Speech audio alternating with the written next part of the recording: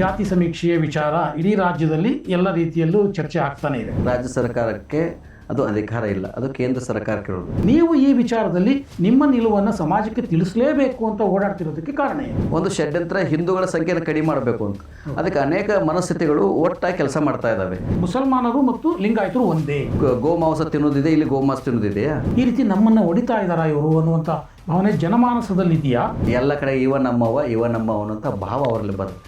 ನಮ್ಮಲ್ಲಿ ಇವು ಬೇರೆ ಅವು ಬೇರೆ ಹಾಕಿ ಶುರು ಮಾಡ್ತೀವಿ. ಇವನ್ ರಾಜಕೀಯ ಪಕ್ಷಗಳು ಸಹ ಗೊಂದಲದಲ್ಲಿವೆ ಅಂತ ಅನ್ಸೋದಿಲ್ವಾ? ಅವ್ರ ಐಡಿಯಾಲಜಿಗಿಂತ ನಮ್ಮ ಅಧಿಕಾರ ಮುಖ್ಯ. ಹಿಂದೂ ಧರ್ಮ ಬೇರೆ, ಲಿಂಗಾಯತ ಧರ್ಮ ಬೇರೆ. ಧರ್ಮದ ಯಾವ ಸಿಗುತ್ತೋ ಅಲ್ಲಿ ತನ ನಾವು ಹಿಂದೂಗಳೇ. ಈಗ ಏನು ಗೊಂದಲಗಳಿವೆ, ಇದು ಮುಗಿದ ಮೇಲೂ ಈ ಗೊಂದಲ ಹಾಗೆ ಇರುತ್ತೆ ಅನ್ನುವಂಥದ್ದು ಸ್ಪಷ್ಟ ಆಗಿದೆ. ಈ ಗೊಂದಲ ಸೃಷ್ಟಿ ಮಾಡಿದ್ರೆ ಗೊಂದಲವೇ ನಿರಂತರವಾಗಿರ್ತದೆ. ಈ ಗೊಂದಲಗಳ ನಿವಾರಣೆಗೋಸ್ಕರ ರಾಜ್ಯಾದ್ಯಂತ ಪ್ರವಾಸ ಮಾಡ್ತಿದ್ದೀರಿ. ಅಭಿಯಾನವನ್ನು ಮತ್ತೆ ಶುರು ಮಾಡ್ತಾ ಇದೆ, ಜನ ಜಾಗೃತಿ ಅಂತ. ಲಿಂಗಾಯತ ಪಂಚಮಸಾಲೆಗಳ ಮನೆ ಹೋಗಿ ಈ ಥರ ಸ್ಟಿಕ್ಕರ್ಗಳನ್ನು ಅನಿಸ್ಬೇಕು.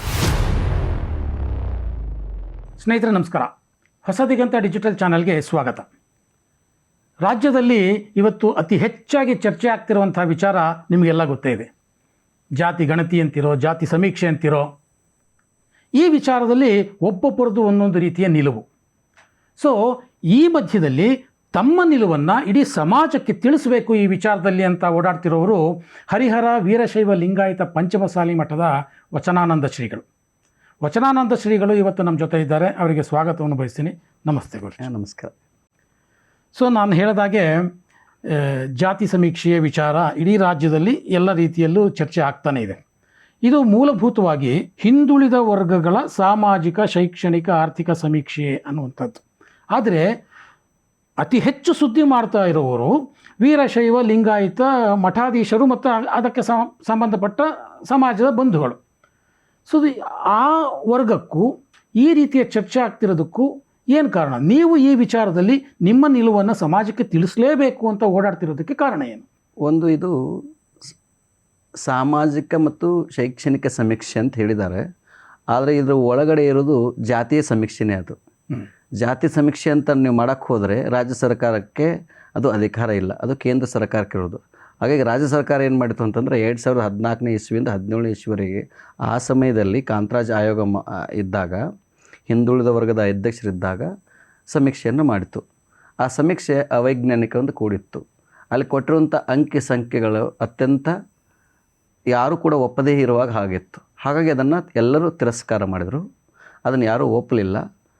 ಮತ್ತು ಮಾನ್ಯ ಸಿದ್ದರಾಮಯ್ಯವರು ಮತ್ತೆ ಅದನ್ನು ಹಾಗಾದ ಸಮೀಕ್ಷೆ ಮಾಡ್ತೀವಿ ಅಂತ ಹೇಳಿದ್ದಕ್ಕೆ ಈಗ ಆವಾಗ ಏನು ಮಾಡಿದರು, ಆಗಸ್ಟ್ 22ನೇ ತಾರೀಕು ಹಿಂದುಳಿದ ವರ್ಗದ ಆಯೋಗ 1400 ಜಾತಿ ಪಟ್ಟಿಗಳನ್ನ ಮಾಡಿ ದಿನಪತ್ರಿಕೆಗಳಲ್ಲಿ ಮತ್ತು ತನ್ನ ಕೈಪಿಡಿಯಲ್ಲಿ ಪ್ರಕಟಣೆ ಮಾಡಿತು. ಅಲ್ಲಿ ನೋಡಿದಾಗ ಅದರಲ್ಲಿ ಸಾಕಷ್ಟು ಗೊಂದಲಗಳಿದ್ದು, ಅದಕ್ಕೆ ಅವರು ಏನು ಮಾಡಿದರು, ಆಕ್ಷೇಪಣೆಯನ್ನು ಇದ್ದರೆ ಅರ್ಜಿ ಸಲ್ಲಿಸಿ ಅಂತ ಹೇಳಿದರು. ಆದರೆ ಅವ್ರು ಕೊಟ್ಟಂಥ ಅವಧಿ ಕೇವಲ 1 ವಾರ. ಓಕೆ, ಮೊದಲೇ 1 ವಾರದಲ್ಲಿ ನೀವೇನು ಮಾಡೋಕ್ಕಾಗಲ್ಲ. ಆ 1 ವಾರ ಆದಮೇಲೆ ಮತ್ತೊಂದು ಹೊಸ ಕೈಪಿಡಿ ಮಾಡಿದರು. ಅದರಲ್ಲಿ 1561 ಜಾತಿನ ಸೇರಿಸಿದ್ರು. ಅಂದರೆ 161 ಜಾತಿಗಳನ್ನ ಸೇರಿಸಿದ್ರು. ದುರಂತ ಅಂತಂದರೆ ಅದರಲ್ಲಿ ಕ್ರಿಶ್ಚಿಯನ್, ಲಿಂಗಾಯತ ಒಳಪಂಗಡಗಳನ್ನು ಕ್ರಿಶ್ಚಿಯನ್ ಅಂತ ಸೇರಿಸ್ಲಿಕ್ಕೆ ಶುರು ಮಾಡಿದರು. ಲಿಂಗಾಯತ ಹಡಪದ, ಲಿಂಗಾಯತ ಏನು ಮಡಿವಾಳ ಇದ್ದವ್ರನ್ನ ಅವರು ಕ್ರಿಶ್ಚಿಯನ್ ಮಡಿವಾಳ, ಕ್ರಿಶ್ಚಿಯನ್ ಜಂಗಮ, ಕ್ರಿಶ್ಚಿಯನ್ ಹಡಪದ, ಹೀಗೆ ಕ್ರಿಶ್ಚಿಯನ್ ಬ್ರಾಹ್ಮಣ, ಹೀಗೆ ಹಿಂದುವಿನ ಜೊತೆಗೆ ಲಿಂಗಾಯತರ ಒಳಪಂಗಡಗಳನ್ನು ಕೂಡ ಕ್ರಿಶ್ಚಿಯನ್ ಜೊತೆಗೆ ಸೇರಿಸಿ ಮಹಾ ದೊಡ್ಡ ಪ್ರಮಾದವನ್ನು ಮಾಡಿದ್ದಾರೆ ಅದರಲ್ಲಿ. ಜೊತೆಗೆ ಅಷ್ಟೇ ಅಲ್ಲ, ಈ ಲಿಂಗಾಯತರಲ್ಲೇ ಅವರು ಬೇರೆ ಬೇರೆ ಕೋಡ್ಗಳನ್ನು ಕೊಟ್ಟಿದ್ದಾರೆ. ಒಂದು ಕಡೆಗೆ ಅಗಸ ಲಿಂಗಾಯತಿಗೆ ಒಂದು ಬೇರೆ ಕೋಡು, ಲಿಂಗಾಯತ ಅಗಸ ಬೇರೆ ಕೋಡು. ಅಗಸ ಲಿಂಗಾಯತ ಅಂದರೂ ಒಂದೇ, ಲಿಂಗಾಯತ ಅಗಸ ಅಂದರೂ ಒಂದೇ, ಲಿಂಗಾಯತ ಅಕ್ಕಸಾಲೆಗ ಅಂದರೂ ಒಂದೇ, ಅಕ್ಕಸಾಲೆಗೆ ಲಿಂಗಾಯತ ಅಂದ್ರೆ ಒಂದೇ. ಎಲ್ಲದು ಕೊಟ್ಟು ಹಿಂಗೆ ಕನ್ಫ್ಯೂಸ್ ಮಾಡಿದ್ದಾರೆ. ಈಗ ನಮ್ಮ ಪಂಚಮಸಾಲೆ ಅವರು ನಮ್ಮ 3 ಮೊದಲೇ ಲಿಸ್ಟಲ್ಲಿ 2 ಇದ್ದು, 3 ಮಾಡಿದ್ದಾರೆ. ಜೈನ ಪಂಚಮಸಾಲೆಯನ್ನು ಸೇರಿಸಿದ್ದಾರೆ, ಲಿಂಗಾಯತ ಪಂಚಮಸಾಲೆಯನ್ನು ಸೇರಿಸಿದ್ದಾರೆ, ವೀರಶೈವ ಪಂಚಮಸಾಲೆಯನ್ನು ಸೇರಿದ್ದಾರೆ. ಈ ಥರ ಬಂದಾಗ ನಾವು ಏನು ಮಾಡಿದ್ವಿ ಅಂತಂದರೆ, ನಾಳೆ ಒಂದು ನಿರ್ಣಯ ತೆಗೆದುಕೊಳ್ಬೇಕು. ಅದಕ್ಕೆ ಜನಗಳ ಹತ್ತಿರ ಹೋಗೋಣ. ಅದಕ್ಕೆ ನಾವು 16 ಜಿಲ್ಲೆಗಳ ಪ್ರವಾಸ ಮಾಡಿದ್ದೇವೆ.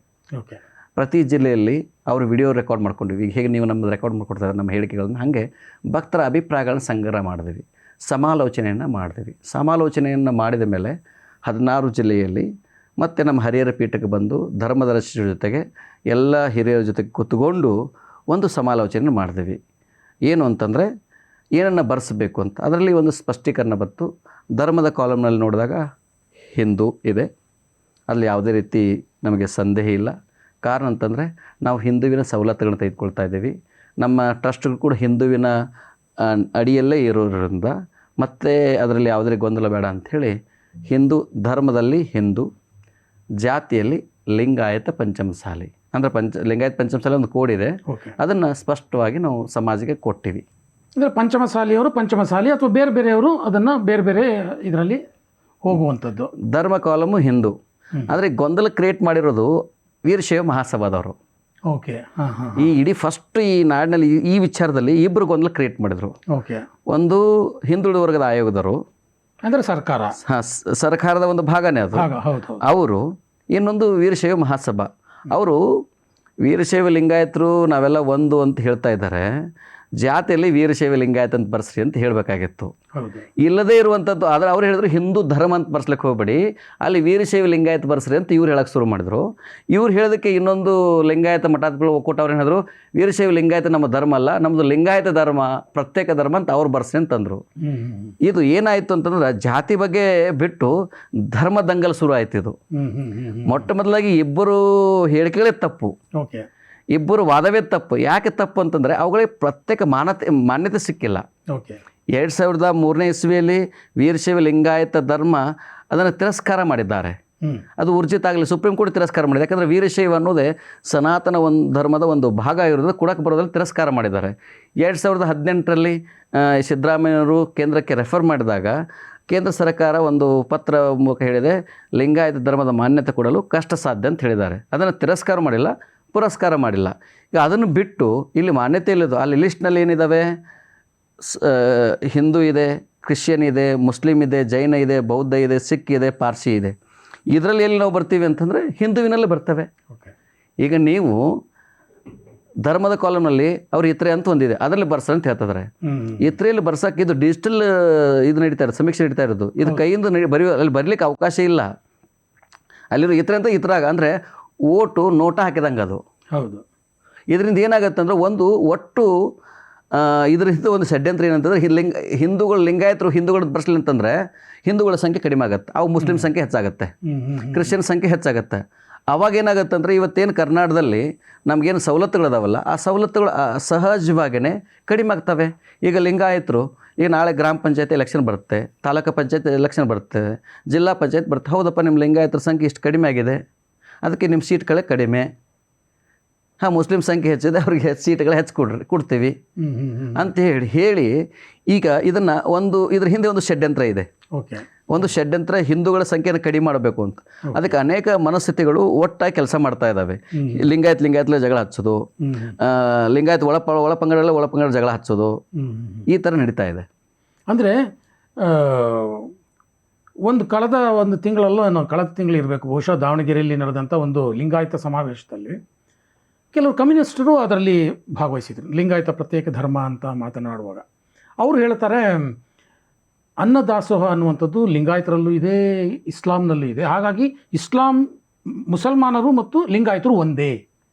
ಇದು ಯಾವ ವಾದಕ್ಕೆ ತಗೊಂಡು ಹೋಗ್ತಾ ಇದೆ ಈ ವಿಚಾರ ಅಂತ? ಇದು ಎಷ್ಟು ದುರಂತ ಅಂತಂದರೆ, ಮತ್ತು ದಾಸೋಹ ಅಂತಿದೆ, ಅಲ್ಲಿ ಜಕಾತ್ ಅಂತಿದೆ. ನೋಡಿ, ಹಂಗಾದ್ರೆ ಅಲ್ಲಿ ಗೋಮಾಂಸ ತಿನ್ನೋದಿದೆ, ಇಲ್ಲಿ ಗೋಮಾಂಸ ತಿನ್ನೋದಿದೆಯಾ? ಹಾಂ, ಅಂದರೆ ಏನು ಹೇಳಕ್ಕೆ ಹೊರಟಿದ್ದಾರೆ ಅವರು? ಇಸ್ಲಾಂದಲ್ಲಿ ಕ್ರೌರ್ಯ ಇದೆ, ಅಲ್ಲಿ ಸಸ್ಯಾಹಾರ, ಇಲ್ಲಿ ಪ್ಯೂರ್ ಸಸ್ಯಾಹಾರ. ಇನ್ನು ನೀವು ಜೈನರು ಲಿಂಗಾಯತರು ಒಂದಂತನ್ರಿ, ನಾನು ಒಪ್ಕೊತೇನೆ. ಅಲ್ಲಿ ಅಹಿಂಸಾ ಇದೆ, ಇಲ್ಲಿ ಅಹಿಂಸಾ ಇದೆ. ಮಹಾವೀರ ವಿಚಾರಧಾರೆಗಳಿಗೂ ಮತ್ತು ಇಲ್ಲಿ ಲಿಂಗಾಯತ ವಿಚಾರಧಾರೆಗಳು ತುಂಬ ಸಾಮ್ಯತೆ ಇದೆ, ಅದನ್ನು ಒಪ್ಕೊಳ್ಳೋಣ. ಮುಸ್ಲಿಮ್ಗೆ ಇದಕ್ಕೆ ಒಪ್ಪಿಸೋದು ಏನಿದು? ಇದರಿಂದ ಏನಾಗುತ್ತೆ? ನಾಳೆ ಮತ್ತು ಅವರೆಲ್ಲ ಲಿಂಗಾಯತ ಇದ್ದವ್ರಲ್ಲಿ ಮುಸ್ಲಿಮ್ ಧರ್ಮಾಂತರ ಆದರೆ ಆಗಲಿ ಅಂತ ಅಂದಂಗಲ್ಲ ಇದು. ಅಂದರೆ ನಾವು ನೀವೆಲ್ಲ ಮುಸ್ಲಿಮ್ ಒಂದಂದಾಗ ಮುಸ್ಲಿಮ್ಸ್ ಎಲ್ಲ ಮತ್ತು ಕನ್ವರ್ಟ್ ಹಾಕಕ್ಕೆ ಶುರು ಮಾಡ್ತಾರೆ. ನಾಳೆ ಮುಸ್ಲಿಮ್ ಹುಡುಗರೆಲ್ಲ ಲಿಂಗಾಯತ ಹುಡುಗರನ್ನ ಮದುವೆ ಆಗಿ ಶುರು ಮಾಡ್ತಾರೆ. ಇದೇ ಲವ್ ಜಿ ಅದಲ್ವಾ? ಅಂದರೆ ಎಲ್ಲಿ ತೆಗೆದುಕೊಂಡು ಹೊಂಟ್ರಿ ಸಮಾಜವನ್ನು? ಅಂದರೆ ಅವರೆಲ್ಲರೂ ಮಾಂಸಾಹಾರಿಗಳಾಗಬೇಕು. ಅಂದರೆ ಇದು ಅತ್ಯಂತ ದುರಂತ. ಇದು ಯಾರು ಹೇಳಿದ್ರು ತೀವ್ರವಾಗಿ ಖಂಡಿಸ್ತೀವಿ ನಾವು ಇದನ್ನು. ಲಿಂಗಾಯತವೇ ಬೇರೆ, ಮುಸ್ಲಿಮ ಬೇರೆ.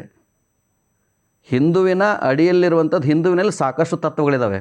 ಇನ್ನೊಂದು ಭಾಳ ಜನ ಹೇಳ್ತಾರೆ ಹಿಂದೂ ಅಂತಂದರೆ ಅದು ವೈದಿಕ ಧರ್ಮ ಅಂತ.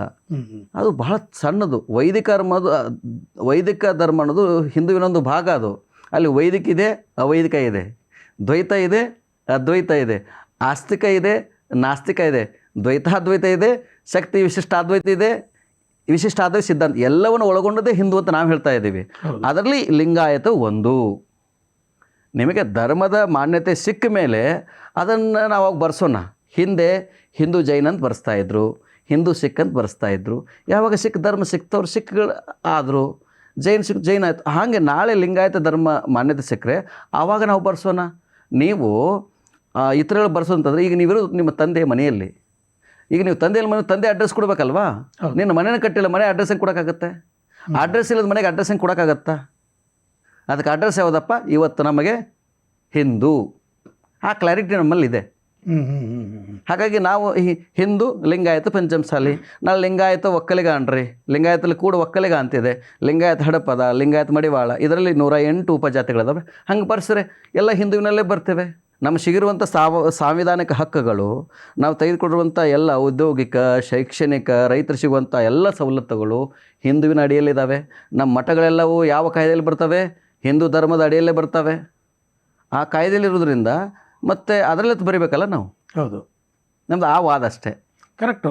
ಇಲ್ಲಿ ಒಂದು ನಮಗೆ ಸಿಗಬೇಕಾದಂಥ ಫೆಸಿಲಿಟಿಗಳು ಅಥವಾ ಮೀಸಲಾತಿ ವಿಚಾರ, ಈ ವಿಚಾರಗಳನ್ನಷ್ಟೇ ಇಟ್ಕೊಂಡು ನಮಗೆ ಸವಲತ್ತುಗಳು ಬೇಕು ಅನ್ನೋದಷ್ಟೇ ಇಟ್ಕೊಂಡು ಅದರ ಮುಖಾಂತರ ಜಾತಿ ಗಣತಿಯನ್ನು ನೋಡುವ ಒಂದು ಯತ್ನ ನಡೀತಾ ಇದೆ. ಆದರೆ ಅದನ್ನು ಮೀರಿದ ಒಂದು ಭವಿಷ್ಯ ಇದೆ ಅಲ್ಲ ಸಮಾಜಕ್ಕೆ. ಹೌದು, ಇವತ್ತಲ್ಲ ನಾಳೆ ಅಲ್ಲ, ನಮ್ಮ ಮುಂದಿನ ಪೀಳಿಗೆಗೆ ನಮ್ಮ ಸಮಾಜವನ್ನು ಉಳಿಸ್ಕೋಬೇಕಲ್ಲ, ನಮ್ಮ ಸಂಸ್ಕೃತಿಯನ್ನು ಉಳಿಸ್ಕೋಬೇಕು, ನಮ್ಮ ಸಂಪ್ರದಾಯವನ್ನು ಉಳಿಸ್ಕೋಬೇಕಲ್ಲ.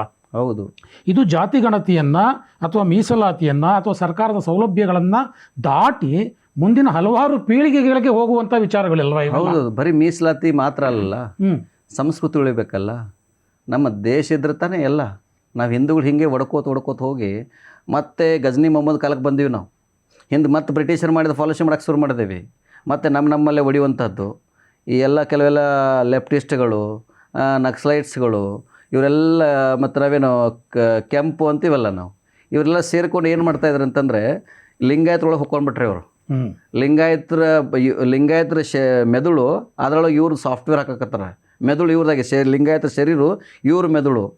ಯಾರೋ ಒಬ್ಬ ಮುಸ್ಲಿಂ ಬಂದು ದಾಸೋ ಬಗ್ಗೆ ಮಾತಾಡ್ತಾನೆ, ಮುಸ್ಲಿಂ ಬಂದು ಲಿಂಗ ತತ್ವವಾಗಿ ಮಾತಾಡ್ತಾನೆ. ಲಿಂಗನ ಕಟ್ಟಿಲ್ಲ, ಹನಿವಾಗಿ ಯುವತಿ ಹಚ್ಕೊಂಡಿಲ್ಲ, 20-30 ವರ್ಷ ಆಯ್ತು ನಾವು ಕೇಳಕತ್ತೀವಿ. ಅವ ಎಂದೂ ಹೇಳಲ್ಲ. ಇವ್ರಿಗೆ ಪಾಠ ಮಾಡಬೇಕು. ದುರಂತ ನೋಡಿ ಇದು. ಅಲ್ಲ, ಸ್ವತಃ ಕಮ್ಯುನಿಸ್ಟ್ರ ಧರ್ಮವನ್ನು ಒಂದು ಅಫೀಮು ಅಂತಾರೆ. ಇಡೀ ಜಗತ್ತನ್ನು ನೀವು ನೋಡಿದಾಗ ಈ ಕಮ್ಯುನಿಸ್ಟ್ರ ಮನಸ್ಥಿತಿ ಏನಾಗಿದೆ? ಮೊದಲೆಲ್ಲ ಜಗಳ ಹಚ್ಚೋದು, ಎತ್ತಿ ಕಟ್ಟೋದು, ಮತ್ತು ಕೊನೆಗೆ ಏನಪ್ಪ, ಈ ಜಗತ್ತನ್ನು ನೀವು ನೋಡ್ಕೋದು ಬರೀ ಎಂಟೈರ್ ಯುರೋಪನ್ನು ನೋಡ್ಕೊಂಡು ಬನ್ನಿ. ಇವತ್ತೇನಾಗಿದೆ? ರಷ್ಯನ್ ಎಲ್ಲ ಆಗಿದೆ, ಚೈನಾ ಏನಾಗಿದೆ ಇವೆಲ್ಲ. ಹಾಗಾಗಿ ಲಿಂಗಾಯತದ ತತ್ವ ಇದೆಲ್ಲ ಭಾಳ ಶ್ರೇಷ್ಠವಾಗಿರೋ ತತ್ವ ಇದೆ. ಒಂದು ಅದ್ಭುತ ಫಿಲಾಸಫಿ ಇದೆ. ಸುಮ್ಮನೆ 770 ಅಮರ ಗಣಗಳಲ್ಲಿ ಬರಲಿಲ್ಲ ಬಸವಣ್ಣ ನಂಬ್ಕೊಂಡು. ಬಸವಣ್ಣ ಭಕ್ತಿ ಭಂಡಾರಿ ಅಂದರು, ಕಾಯಕ ಯೋಗಿ ಅಂತಂದರು. ಇವತ್ತು ಯಾಕೆ ಬಸವಣ್ಣ ಎಲ್ಲರೂ ಎಕ್ಸೆಪ್ಟ್ ಮಾಡಕತ್ತಾರೆ ಅಂತಂದ್ರೆ ಬಸವಣ್ಣ ವಿಚಾರಗಳಾದಾವೆ. ಅದರಲ್ಲಿ ಬಸವಣ್ಣವ್ರದ್ದು 12ನೇ ಶತಮಾನದಲ್ಲಿ 770 ಜನ ಇದ್ರಲ್ಲ, ಅದರಲ್ಲಿ ಘನಾಚಾರ್ಯಗಳಂತಿದ್ರು. ಘನಾಚಾರ್ಯ ಅಂದರೆ ಸತ್ಯವನ್ನು ಹೇಳ್ತಾಯಿದ್ರು. ಒಂದು ಗ್ರೂಪು. ಆ ವಚನಗಳು ಇವ್ರು ಆಯ್ಕೆ ಮಾಡ್ಕೊತಾರೆ. 12ನೇ ಶತಮಾನಕ್ಕೂ ಇದಕ್ಕೂ ಭಾಳ ಅಜಗಜಾಂತರ ವ್ಯತ್ಯಾಸ ಇದೆ. ಆ ಕಾಲದಲ್ಲಿ ಯಾರೋ ಒಬ್ಬ ಶೋಷಣೆ ಮಾಡಿರ್ತಾನೆ ನನ್ನ. ಇಡೀ ವ್ಯವಸ್ಥೆನ ಶೋಷಣೆ ಅಂತ ಹೇಳೋಕ್ಕಾಗತ್ತೆ ನಾವು? 900 ವರ್ಷಗಳ ದಾಟಿ ಬಂದಿದ್ದಾವೆ. ಹೌದು, ಸಮಾಜದಲ್ಲಿ ಸಾಕಷ್ಟು ಬದಲಾವಣೆ ಆಗಿದೆ. ನಾವು 20 ವರ್ಷಗಳಿಂದ ಇವತ್ತು ಆಗಿಲ್ಲ ಇವತ್ತು ದೇಶ. ಯಾಕಂದ್ರೆ ನಾವು 30 ವರ್ಷಗಳಿಂದ ಸ್ವಾಮೀಜಿಯವರಾಗಿದ್ದೀವಿ, ಈ ಮಠಗಳಲ್ಲಿ ಇದ್ದೀವಿ. ಆವಾಗಿದ್ದಂಥ ವ್ಯವಸ್ಥೆ ಈಗ ಅಜಗಜಾಂತರ ವ್ಯತ್ಯಾಸ ಆಗಿದೆ. ಅದನ್ನು ನಾವು ನಂಬ್ಕೋಬೇಕು. ಮುಂದೆ ಈ ದೇಶ ಉಳಿದಿರ್ತಾರೆ, ನಾವು ಉಳಿತೀವಿ. ಇವತ್ತು ನಾವು ಕೆಲವು ದಿನಗಳ ಹಿಂದೆ ಲಂಡನ್ಗೆ ಹೋಗಿದ್ದೀವಿ. ಅಲ್ಲಿ ಏನಾಗಿದೆ ಪರಿಸ್ಥಿತಿ? ಲೋಕಲ್ಗಳು ಎಲ್ಲಿ ನೋಡಿದರೂ ಮೂಲ ನಿವಾಸಿಗಳ ತೊಂದರೆ ಆಗ್ತಾ ಇದೆ. ಬ್ರಿಟನ್ನಿನ 7 ನಗರಗಳಲ್ಲಿ ಇವತ್ತು ಮುಸ್ಲಿಂ ಮೇಯರ್ ಇದ್ದಾರೆ. ಅಲ್ಲಿ ಏನೋ ನಮ್ಮ ಶರಿಯಾ ಕಾನೂನು ಬರಬೇಕು ಅನ್ನುವಂಥ ಹೋರಾಟಗಳು ಶುರುವಾಗಿದೆ. ನಾಳೆ ಹಾಗಾಗುತ್ತೆ. ಹಿಂದೆಲ್ಲ ನಮ್ಮನ್ನು ಮೊಹಮ್ಮದ್ ಗಜ್ನಿ ಇವರೆಲ್ಲ ಇದು ಮಾಡಿದಾರಲ್ಲ, ನಮ್ಮ ಆಳಿದ್ರಲ್ಲ ಮುಸ್ಲಿಂ ದೊರೆಗಳು. ಮತ್ತು ಮುಸ್ಲಿಂ ದೊರೆಗಳು ಹಾಳಾಗಿ ಶುರು ಮಾಡ್ತಾರೆ. ಮತ್ತೆಲ್ಲ ಕಡೆ ಕೊಲೆ ಆಗ್ತವೆ, ಮತ್ತು ಗೋಮಾಂಸ ಆರಂಭವಾಗುತ್ತೆ. ಹಿಂದೆ ನಾವು ಕಟ್ಕೊಳ್ಳೋಂಥ ಏನು ಲಿಂಗ ಇದೆಯಲ್ಲ, ಹಿಂದೆ ಮುಸ್ಲಿಮ್ಸರು ಈ ಲಿಂಗಾಯತ ತತ್ವ 12ನೇ ಶತಮಾನದ್ದು ಭಾಳಷ್ಟು ನಿಷ್ಠಾವಂತ ಕಾಯಕ ಇವ್ರನ್ನ ಕನ್ವರ್ಟ್ ಮಾಡಬೇಕು ಅಂತ ಹೊಂಚು ಹಾಕಿದ್ರು ಅವರು. ಅದಕ್ಕೆ ಇವ್ರು ಕನ್ವರ್ಟ್ ಮಾಡ್ಬೇಕಂತ ಹೊರಟಾಗ ನಮ್ಮ ಕೆಲವು ಹಿರಿಯರಿದ್ದರು, ಭಾಳ ಜಾಣರಿದ್ರು ಅವರು. ಅವ್ರು ಏನು ಮಾಡಿದ್ರು, ಈ ಕರಡಿಗೆ ಅಂತ ಬರ್ತಾರೆ, ಲಿಂಗದ ಕರಡಿಗೆ, ಆ ಕರಡಿಗೆಯನ್ನು ಮಸೀದಿ ಆಕಾರ ಮಾಡ್ಕೊಂಡ್ರು. ಮಸೀದಿ ಆಕಾರ ಮಾಡ್ಕೊಂಡು ಅದ್ರೊಳಗೆ ಲಿಂಗ ಇಟ್ಕೊಂಡ್ರು. ಅವ್ರಂದ್ರು ನಾವು ಕೊಳ್ಳಲ್ಲೇ ಮಸೀದಿ ಧರಿಸ್ಕೊಂಡಿವಿ, ಇದೇ ಜ್ಞಾನವ್ಯಾಪಿ. ಈಗೇನು ಕಾಶಿಲಿದೆಯಲ್ಲ, ಆದ್ರೆ ನೀವು ನೋಡಿದ್ರೆ ಅದ್ರೊಳಗೆ ಲಿಂಗ ಅದ. ಇದೇ ನಿಜವಾದ ಪ್ರತಿಯೊಬ್ಬ ಕರಡಿಗೆ ಯಾರು ಹಾಕೊಂಡ್ರಲ್ಲ ಅವ್ರದ್ದೆಲ್ಲ ಜ್ಞಾನವ್ಯಾಪಿನೇ ಇದೆ ಅದು. ಹಾಗೆ ನಮ್ಮ ಧರ್ಮವನ್ನು, ನಮ್ಮ ತತ್ವವನ್ನು ಉಳಿಸ್ಕೊಂಡ್ರು, ನಮ್ಮ ಸಿದ್ಧಾಂತವನ್ನು ಉಳಿಸ್ಕೊಂಡ್ರು. ಇಲ್ಲಾಂತಾರೆ ಕರ್ನಾಟಕದಲ್ಲಿ ಎಲ್ಲ ಲಿಂಗಾಯತರು ಇವತ್ತು ಬಸಪ್ಪ ಹೋಗಿ ಮೊಹಮ್ಮದ್ ಆಗಿಬಿಡ್ತಿದ್ರು. ಹೌದು ಹೌದು ಹೌದು. ಯಾಕೆ ಇವತ್ತು ಅದು ಉಳಿದಿದೆ ಅಂತಂದರೆ ನಮ್ಮ ತತ್ವ, ನಮ್ಮ ಸಿದ್ಧಾಂತ. ನೀವು ಇದನ್ನು ಬಿಡ್ತೀರಾ, ಆ ಸ್ಟೇಜ್ನಲ್ಲಿ ಪಕ್ಕಕ್ಕೆ ಮುಸ್ಲಿಮ್ಸ್ ಕೂಡ್ಸ್ಕೊತೀರಾ, ಇನ್ನೊಂದು ಧರ್ಮದವ್ರು ಕೂಡಿಸ್ಕೊಂಡು ಹಿಂದೂಗಳನ್ನ ಬೈತೀರ. ಮತ್ತು ದೇವರಲ್ಲಿ ನಂಬಿಕೆಯೇ ಇಲ್ಲದವ್ರನ್ನೂ ಅದೇ ಅಂದರೆ ನೀವು ಏನು ಹೇಳಕೊಂಡ್ರೆ, ಬಸವಣ್ಣ ಹೇಳಿದ್ದು ಇಷ್ಟಲಿಂಗ ದೇವೋಪಾಸನೆ. ನಿನಗೆ ದೇವ್ರಿಗೆ ಅಲ್ಲಿ ಹೋಗೋದು ಬದಲು ಅಲ್ಲಿರುವಂಥ ಸಂಘ ಇಲ್ಲದಾನೆ, ಇದರಲ್ಲೇ ನೀನು ನೋಡಪ್ಪ ಅಂತಂದರು. ದೇಹ ದೇಗುಲ ಅದನ್ನು ಇಷ್ಟಲಿಂಗವನ್ನು ಕೊಟ್ಟರು. ಸಾಕಾರದಿಂದ ನಿರಾಕಾರಕ್ಕೆ ಹೋದವು. ಅಲ್ಲಿ ನಿರಾಕಾರವನ್ನು ಮೊದಲು ಹೇಳಿಲ್ಲ ಬಸವಣ್ಣವರು, ಮೊದಲು ಸಾಕಾರದಿಂದ ನಿರಾಕಾರಕ್ಕೆ ಹೋಗೋದು. ಅದಕ್ಕೆ ಆರಂಭದಲ್ಲಿ ಇಷ್ಟಲಿಂಗ ಪೂಜೆಯನ್ನು ಹೇಳಿಕೊಟ್ರು. ಅದರಲ್ಲಿ 3 ವಿಧ ಇದೆ. ಈಗ ನಾವು ಇಷ್ಟಲಿಂಗಾರ್ಚನೆ ಅಂತೀವಿ ನಾವು. ಅಲ್ಲಿ ಅಷ್ಟವಿಧ ಅರ್ಚನೆ, ಷೋಡಶೋಪಚಾರವ ಮಾಡುವುದು, ಮಾಡಿದ ಪೂಜೆಯ ನೋಡುವುದು, ಶಿವತತ್ವ ಗೀತವ ಹಾಡುವುದು, ಶಿವನ ಮುಂದೆ ನಲಿದು ಹಾಡುವುದು ಅಂತ ಬಸವಣ್ಣ ಹೇಳ್ತಾರೆ. ಅಂದರೆ ಹೂವು, ಪತ್ರೆ, ಛತ್ರಿ, ಚಾಮರ. ಅಂದರೆ ಈ LKG ನೀವು ಕಿಂಡರ್ ಗಾರ್ಡನ್ ಮಕ್ಕಳಲ್ಲಿ ಅಲ್ಲಿ ಪುಸ್ತಕ ಕೊಡಲ್ಲ, ಆಟಗಳ ಸಾಮಾನು ಕೊಡ್ತಾರೆ. ಹೌದು, ಒಂದು ಏನೋ ಒಂದು ಇಟ್ಕೊಂಡು ಜೋಡ್ಸ್ ಅಂತ ಹೇಳ್ತಾರೆ. ಹಂಗೆ ಈ ಪತ್ರೆ, ಹೂವು, ಕರ್ಪೂರ ಹೀಗೆಲ್ಲ ಮನಸ್ಸು ಚಂಚಲಲ್ಲ, ಅದಕ್ಕೆ ಒಂದೊಂದು ಕೆಲಸ ಕೊಡ್ತಾರೆ. ಅದು ಇನ್ವಾಲ್ವ್ಮೆಂಟ್ ಆಗ್ತಾ ಹೋಗುತ್ತೆ. ಆಮೇಲೆ ಬರೋದು ಲಿಂಗ ನಿರೀಕ್ಷಣೆ. ಹೂವು ಬೇಡ, ಪತ್ರೆ ಬೇಡ, ಇವೆಲ್ಲವೂ ಮನಸ್ಸ ಹೂವು ಮಾಡಿಕೊಂಡು ಅದಕ್ಕೆ ಹೇಳ್ತಾರೆ ಎನ್ನ ಚಿತ್ತವು ಅತ್ತಿ ಹಣ್ಣು ಅಂತ ಹೇಳ್ತಾರೆ. ಅದಕ್ಕೆ ಪ್ರತಿಯೊಂದು ಹಂತದಲ್ಲಿ ನೆಕ್ಸ್ಟ್ ಲಿಂಗ ನಿರೀಕ್ಷಣೆ, ನೀನು ಮತ್ತು ಲಿಂಗ ಮೆಡಿಟೇಷನ್ ಸ್ಟಾರ್ಟ್ ಆಯಿತು. ಇಲ್ಲಿ ತ್ರಾಟಕ ಸ್ಟಾರ್ಟ್ ಆಯಿತು. ಇದನ್ನು ನಾವು ಧಾರಣ ಅಂತ ಕರಿತೀವಿ. ಅದನ್ನು ನೋಡ್ತಾ ನೋಡ್ತಾ ನೀನು ಬೇರೆಲ್ಲ, ನೀನು ಈ ಲಿಂಗ ನಿನ್ನಂಗ ಕಾಲಿಂಗನವಾಗಲಿಕ್ಕೆ ನೀಲಿಂಗ ನಿನ್ನ ಮೈಲಿಂಗವೆಂದು ಕೀಲಿಸಿದ ಶ್ರೀ ಗುರುವೇ ಕೃಪೆಯಾಗು. ಆ ಮೆಡಿಟೇಷನ್ ಸ್ಟೇಟ್ಗೆ ಹೋದಾಗ ಮುಂದೆ ಬರ್ತದೆ ಲಿಂಗಾನುಸಂಧಾನ. ಆವಾಗ ನೀನು ಬೇರೆ ಅಲ್ಲ, ಲಿಂಗವು ಬೇರೆ ಅಲ್ಲ. ಅಹಂ ಬ್ರಹ್ಮಾಸ್ಮಿ ತ್ವಂ ವೇದೋ ಅಸ್ಸಿ. ಆ ತತ್ವ ಇದರಲ್ಲಿದೆ. ಇದನ್ನು ನಾವು ಹೇಳ್ತಾ ಇಲ್ಲ. ಇದನ್ನು ಬಿಟ್ಟು ಒಮ್ಮೆಗೆ ನಿರಾಕಾರ, ದೇವರಿಲ್ಲ, ಆದಿಲ್ಲ, ಆ ಪೂಜೆ ಬೇಡ, ಈ ಪೂಜೆ. ಈಗ ನೀವು PhD ಲೆಕ್ಚರ್ಸ್ಗಳು LKG ಹುಡುಗರು ಪಾಠ ಮಾಡಕತ್ತಾರೆ. ಸಬ್ಜೆಕ್ಟ್ ಅದು PhD ಸಬ್ಜೆಕ್ಟ್. ಹೌದು, ಆ ಥರ ಆಗಿದೆ. ಯಾವ ಭಕ್ತ ಯಾವ ಹಂತದಲ್ಲಿದ್ದಾನೆ ಆ ಹಂತದಲ್ಲಿ ನಾವು ಹೇಳಬೇಕು. ಹೌದು, ಕರೆಕ್ಟು. ಈಗ ಕಮಿಂಗ್ ಬ್ಯಾಕ್ ಟು ಜಾತಿ ಗಣತಿ ವಿಚಾರಕ್ಕೆ, ಜಾತಿ ಸಮೀಕ್ಷೆ ವಿಚಾರಕ್ಕೆ ಬಂದರೆ, ನೀವು ಬೇರೆ ಬೇರೆ ಅತ್ಯಂತ ಮೇಧಾವಿ ಮಠಾಧೀಶರು, ಜ್ಞಾನಿಗಳು, ಹಿರಿಯರು ಎಲ್ಲರೂ ಇದ್ದಾರೆ. ಈ ವಿಚಾರದಲ್ಲಿ ಒಬ್ಬೊಬ್ರದ್ದು ಒಂದೊಂದು ನಿಲುವು ಇದೆ. ಅವರ ಜೊತೆ ಏನಾದರೂ ಒಂದು ಮಾತುಕತೆಗೆ ಅಥವಾ ನಿಮ್ಮ ನಿಲುವುಗಳನ್ನು ಅವ್ರ ಜೊತೆ ಹಂಚಿಕೊಳ್ಳುವಂಥ ಒಂದು ಅವಕಾಶ ಸಿಗ್ತಾ ಅಥವಾ ಮಾತುಕತೆ ಆಡಿದ್ರಾ ಅಂತ? ನಾವು ಒಂದು ಬಾಗಲಕೋಟೆಯಲ್ಲಿ ಒಂದು 30 ಜನ ಸ್ವಾಮೀಜಿಯರು ಏನು ಬಸವ ಸಂಸ್ಕೃತಿ ಯಾತ್ರೆ ನಡೀತಾ ಇತ್ತು. ಅವತ್ತು ನಮ್ಮದು ಈ ಸರ್ವೆ ಸಲುವಾಗಿಯೇ, ಸಮೀಕ್ಷೆ ಸಲುವಾಗಿ ಒಂದು ಸಭೆಯನ್ನು ಕರೆದಿದ್ದೀವಿ. ಯೋಗ ಎಂಬಂತೆ ಒಂದು ಕಡೆಗೆ ನಾವೆಲ್ಲ ಸ್ವಾಮೀಜಿಯವರು ಸೇರಿದ್ದೀವಿ. ನಾವು ಅವ್ರಿಗೆ ಭಾಳ ಸ್ಪಷ್ಟವಾಗಿ ಹೇಳಿದ್ದೇವೆ, ನಾವೀಗೆಲ್ಲ ಸಮೀಕ್ಷೆಯನ್ನು ಮಾಡ್ತಾಯಿದ್ದೀವಿ. ನೀವು ಮಾಡ್ತಾ ಇರೋದು ನಿಮಗೆ ಧರ್ಮ ಬೇಕಲ್ವಾ? ಈಗಾಗಲೇ ಆ ಧರ್ಮ ಬೇಕಾಗ್ಯದಂದ್ರೆ ನೀವು ಕೇಂದ್ರಕ್ಕೆ ಹೋಗಿ. ಕೇಂದ್ರದ ನರೇಂದ್ರ ಮೋದಿ ಸರ್ಕಾರ ಇದೆ. ನೀವೆಲ್ಲ ಸ್ವಾಮಿಗಳು ಸೇರಿಕೊಂಡು ಒಂದು ನಿಯೋಗ ತೆಗೆದುಕೊಂಡು ಹೋಗಿ, ಸೈಲೆಂಟಾಗಿ ಹೋಗಿ. ಹೆಂಗೆ ಜೈನರು ಪಡ್ಕೊಂಡ್ರು, ಸಿಖ್ರು ಪಡ್ಕೊಂಡ್ರು, ಹಂಗೆ ಹೋಗಿ ನೀವು ಅವ್ರ ಜೊತೆಗೆ ಮಾತುಕತೆ ಮಾಡಿ. ಅದನ್ನು ಮಾಡಿದ್ರೆ ಬರೀ ಕರ್ನಾಟಕ ಕೂತ್ಕೊಂಡು ಹಿಂದೂಗಳು ಬೇಕೊಂಡು ಗಣೇಶೋತ್ಸವ ಮಾಡ್ಲಿಕ್ಕೆ ಹೋಗ್ಬಿಡ್ರಿ, ಅದು ಮಾಡ್ಲಿಕ್ಕೆ ಹೋಗ್ಬಿಡ್ರಿ ಅಂತ ನೀವು ಯಾರು ಕೊಡಬೇಕು ಅವ್ರನ್ನ ಬೇಕತ್ತಾರೆ. ನೀವು ಅವ್ರೇನು ಕೊಡ್ತಾರೆ? ನಿಮ್ಮ ನೀರಡಿಕೆ ಆಗಿದೆ, ಒಬ್ರು ಮನೆಗೆ ಹೋಗಿದ್ದೀರ, ಅವ್ರನ್ನ ಮನೆಯವ್ರು ಬೇಕತ್ತಾರ. ನೀರಿರೋದು ಅವ್ರ ಮನ್ಯಾಗ, ನಿಮಗೆ ನೀರಡಿಕೆ ಆಗ್ಯದ, ಅವ್ರು ಬೈದ್ರೆ ನಿಮಗೆ ನೀರು ಕೊಡ್ತಾರಾ? ಇಲ್ಲ. ಇವತ್ತು ಇಡೀ ಅಖಂಡ ಮೋದಿಜಿಯವರಿಗೆ ಇರುವಂಥ ಬಸವ ತತ್ವ ನಿಷ್ಠೆ. ಅವರು ಇಡೀ ಲಂಡನ್ನಲ್ಲಿ ಬಸವನ ಮೂರ್ತಿ ಅನಾವರಣ ಮಾಡಿದರು. ಇವತ್ತು ಭಾರತ ಮಂಟಪಕ್ಕೆ ಮೂಲ ಕಾರಣ ಅಂತಂದರೆ ಅನುಭವ ಮಂಟಪ ಅಂತಂದರು. ಬಸವನವ್ರ ವಿಚಾರಗಳನ್ನ ಜಗತ್ತಿನ ತುಂಬೆಲ್ಲ ಅವರು ಕೂಡ ಹೇಳ್ತಾ ಇದ್ದಾರೆ. ಲಂಡನ್ನಲ್ಲಿ ಹೋಗಿ ಹೇಳಿದ್ರು, ಅಮೇರಿಕಾದಲ್ಲಿ ಹೋದರು, ಜಗತ್ತಿನಲ್ಲಿ ಎಲ್ಲೇ ಕಡೆಗೆ ಭಾರತ ಬಗ್ಗೆ ಮಾತಾಡುವಾಗ ಭಗವಾನ್ ಬಸವೇಶ್ವರ ಬಗ್ಗೆ ಹೇಳ್ತಾ ಇದ್ದಾರೆ. ಅಂಥ ಬಸವನ ಬಗ್ಗೆ ಅಪಾರವಾಗಿರುವಂಥ ಗೌರವವಿರುವಂಥ ಒಬ್ಬ ಪ್ರಧಾನಮಂತ್ರಿ ಹತ್ರ ಒಂದು ನಿಯೋಗ ತೆಗೆದುಕೊಂಡು ಹೋಗಿ. ನೀವು ವೀರಶೈವ ಲಿಂಗಾಯತ ಧರ್ಮನವರೂ ಹೋಗಲಿಲ್ಲ, ಈ ಲಿಂಗಾಯತ ಧರ್ಮನೂ ಹೋಗಲಿಲ್ಲ, ಬರೀ ಧರ್ಮದಲ್ಲಿ ಕಚ್ಚಾಟ ಹೋಗಿ ಇದನ್ನು ಸಮಾಜ ಪೀಸ್ ಆಗ್ತಾ ಇದೆ ಅಂತ ಹೇಳಿದ ಮೇಲೆ, ಇಲ್ಲ ಸ್ವಾಮೀಜಿ ನೀವು ಹೇಳೋದೆಲ್ಲ ಸತ್ಯ, ನಾವು ಒಪ್ಕೊತೇವೆ, ಇನ್ನು ಮುಂದೆ ನಾವು ಅಗೇನೆಸ್ಟ್ ಆಗುವಂಥ ಯಾವ ಹೇಳಿಕೆ ಕೊಡಲ್ಲ ಅಂತ. ಆವಾಗ ನಾನು ಅಂದೆ, ನೋಡಿ ಕಲ್ಯಾಣ 770 ಜನ ಅಮರಗಣಗಳ ಬಗ್ಗೆ ಕಥೆಗಳು ಹೇಳಿ ಜನಗಳ ಭಕ್ತಿ ತುಂಬಿ ಅವ್ರು ಯಾರು ಗೊತ್ತಿಲ್ಲ, ಹಡಪದ ಅಪ್ಪನ ಅಂತ ಹೆಸರು ಕೇಳ್ಯಾರ, ಅವ್ರು ಯಾರು, ಒಬ್ಬ ಸೇಂಟ್ ಹೇಗಿದ್ದ, ಅವನ ಕಥೆಗಳು ಹೇಳಿ ಜನಗಳು ಅರ್ಥ ಆಗತ್ತೆ. ಮಾದಾರ ಚೆನ್ನೈನ ಬಗ್ಗೆ ಹೇಳಿ, ಡೋವಕರ ಕಕ್ಕಯ್ಯನ ಬಗ್ಗೆ ಹೇಳಿ, ಸಮಗಾರ ಹರಳೆಯನ ಬಗ್ಗೆ ಹೇಳಿ, ಅದ್ರ ಬಿಟ್ಟು ಯಾವ ಹೇಳೋಂಗಿಲ್ಲ. ಮತ್ತೊಬ್ಬರಿಗೆ ನೋವಾಗುವಂಥ ಹೇಳಿಕೆ ಕೊಡ್ತೀರಾ, ಅದರಿಂದ ಸಮಾಜದಲ್ಲಿ ಭಾಳಷ್ಟು ತೊಂದರೆ ಉಂಟಾಗ್ತದೆ ಅಂತ ಹೇಳಿದೆ. ಅಂದರೆ ಮಠಾಧೀಶರೋದು ಒಂದು ಅಥವಾ ಸಂಘಟನೆಗಳ ಪದಾಧಿಕಾರಿಗಳ ನಿಲುವು ಒಂದು, ಇದನ್ನು ಮೀರಿ ಬೇರೆ ಬೇರೆ ಮತಗಳ ಬೇರೆ ಬೇರೆ ಪಂಗಡಗಳ ಜನಸಾಮಾನ್ಯರ ಮನಸ್ಸಿನಲ್ಲಿ ಏನಿದೆ ಅಂತ, ಈ ರೀತಿ ನಮ್ಮನ್ನು ಹೊಡಿತಾ ಇದ್ದಾರಾ ಇವರು ಅನ್ನುವಂಥ ಭಾವನೆ ಜನಮಾನಸದಲ್ಲಿದೆಯಾ, ಅಥವಾ ಅವರು ಸಹ ಇಲ್ಲ ನಾವೇ ಬೇರೆ ಇವರೇ ಬೇರೆ ಅನ್ನುವಂಥ ಮನಸ್ಥಿತಿಯಲ್ಲಿ ಇದ್ದಾರಾ ಸಾಮಾನ್ಯ ಜನ ಗ್ರೌಂಡ್ ಲೆವೆಲಲ್ಲಿ? ಭಕ್ತರಲ್ಲಿ ಬಹಳ ಮುಗ್ಧರಿದ್ದಾರೆ. ಅವರ ಪಾಪ ಏನೂ ಗೊತ್ತಿಲ್ಲ. ಪ್ರತಿನಿತ್ಯ ಅವ್ರ ಕಾಯಕ ಆಯಿತು, ಅವರಲ್ಲೇ ಅವರು ಬದುಕ್ತಾ ಇದ್ದಾರೆ. ಅವರಿಗೆ ಇದು ಯಾವುದೂ ಇಲ್ಲ. ನೀವು ಬಂದರೂ ನಮಸ್ಕಾರ ಮಾಡ್ತಾರೆ, ನಾವು ಬಂದರೂ ನಮಸ್ಕಾರ ಮಾಡ್ತಾರೆ, ನೀವು ನಮ್ಮ ಗುರುಗಳು ಅವರು ನಮ್ಮ ಗುರುಗಳು ಅನ್ನುವಂಥ ಆ ಭಾವ, ಏಕೋಭಾವದ ಅವ್ರು ನಿಜವಾದ ಬಸವ ತತ್ವನ ಪಾಲನೆ ಮಾಡ್ತಾ ಇದ್ದಾರೆ. ಎಲ್ಲ ಕಡೆ ಇವ ನಮ್ಮವ ಅನ್ನೋಂಥ ಭಾವ ಅವರಲ್ಲಿ ನಮ್ಮಲ್ಲಿ ಇವು ಬೇರೆ ಅವು ಬೇರೆ ಹೇಳಕ್ಕೆ ಶುರು ಮಾಡ್ತೀವಿ. ಇದಕ್ಕೆ ಕಾರಣ ಏನಾಯಿತು ಅಂತಂದರೆ, ಕರ್ನಾಟಕದಲ್ಲಿ ಏನು ಲಿಂಗಾಯತರು ಅಂತ ಏನಿದೆ, ಆ್ಯಸ್ ಅ ಲಿಂಗಾಯತ ಒಂದು ಬಹುದೊಡ್ಡ ಸಮುದಾಯ ಪಂಚಮಸಾಲಿ, ಇದನ್ನು 2003 ಇಸ್ವಿಲಿ ವಾಜಪೇಯಿ ಹತ್ರ ಹೋಗಿ ನಾವು ಬೇಡ ಜಂಗಮರು ನಮಗೆ SC ಸರ್ಟಿಫಿಕೇಟ್ ಕೊಡ್ರಿ ಅಂತ ಕೇಳಿದರು. ಅಲ್ಲಿಂದ ಇದು ಸಮಾಜ ವಿಘಟನೆ ಶುರು ಆಯಿತು 2003ರಿಂದ. ಅದಕ್ಕಿಂತ ಮೊದಲು ಸಮಾಜದಲ್ಲಿ ಏಕತೆ ಇತ್ತು, ಯಾವುದೇ ಗೊಂದಲಗಳಿರಲಿಲ್ಲ. ಯಾವಾಗ ಅವರು 5 ಜನ ಕೂಡಿ ಲೆಟ್ರ್ ಕೊಟ್ಟರು, ಅದು ಲೆಟ್ರು ಜಗಜ್ಜಾರಿ ಆಯಿತು. ಅಲ್ಲಿಂದ ಪಂಚಮಸಾಲಿ ಪ್ರತ್ಯೇಕ ಆಯಿತು. ಆಮೇಲೆ ಬಂದವರೆಲ್ಲ ಕೆಲವು ರಾಜಕಾರಣಿಗಳು ಇದರಲ್ಲಿ ತಪ್ಪು ಮಾಡಿದರು. ಇದರಲ್ಲಿ ಏನು ಮಾಡಿದರು, ಬಣಜಿಗರಿಗೆ ಶೆಟ್ರು ಮತ್ತು ಉದಾಸಿಯಲ್ಲಿ ಸೇರಿಕೊಂಡು ಬಣಜಿಗರಿಗೆ 2A ಕೊಟ್ಟರು. ಯಡಿಯೂರಪ್ಪರು ಬಂದರು, ಅವರು ಗಾಣಿಗರಿಗೆ 2A ಕೊಟ್ಟರು. ಹಿಂಗೆ ಲಿಂಗಾಯತ ರೆಡ್ಡಿಯವರು 3Aಲ್ಲಿ ಹೋದರು. ಹಿಂಗೆ ಲಿಂಗಾಯತ ಒಳಪಂಗಡಗಳು ಏನು ಮಾಡಿದರು ಅಂತಂದರೆ, ಒಬ್ಬೊಬ್ಬರು ಒಂದೊಂದು ಮೀಸಲಾತಿ ಪಡ್ಕೋಕ್ಕೆ ಶುರು ಮಾಡಿಬಿಟ್ರು. ಅದರಲ್ಲಿ ಬಹುಸಂಖ್ಯಾತ ಲಿಂಗಾಯತ ಪಂಚಮಸಾಲಿ ಏನಾದರೂ ಇವರು 3Bಯಲ್ಲಿ ಉಳ್ಕೊಂಡ್ರು. ಅಲ್ಲಿ ಹಳ್ಳಿಗಳಲ್ಲಿ ಏನಾಗುತ್ತೆ, ಅಲ್ಲಿ ಒಟ್ಟು ಲಿಂಗಾಯತ ಎಲ್ಲ ಕೂಡಿರ್ತಾರೆ.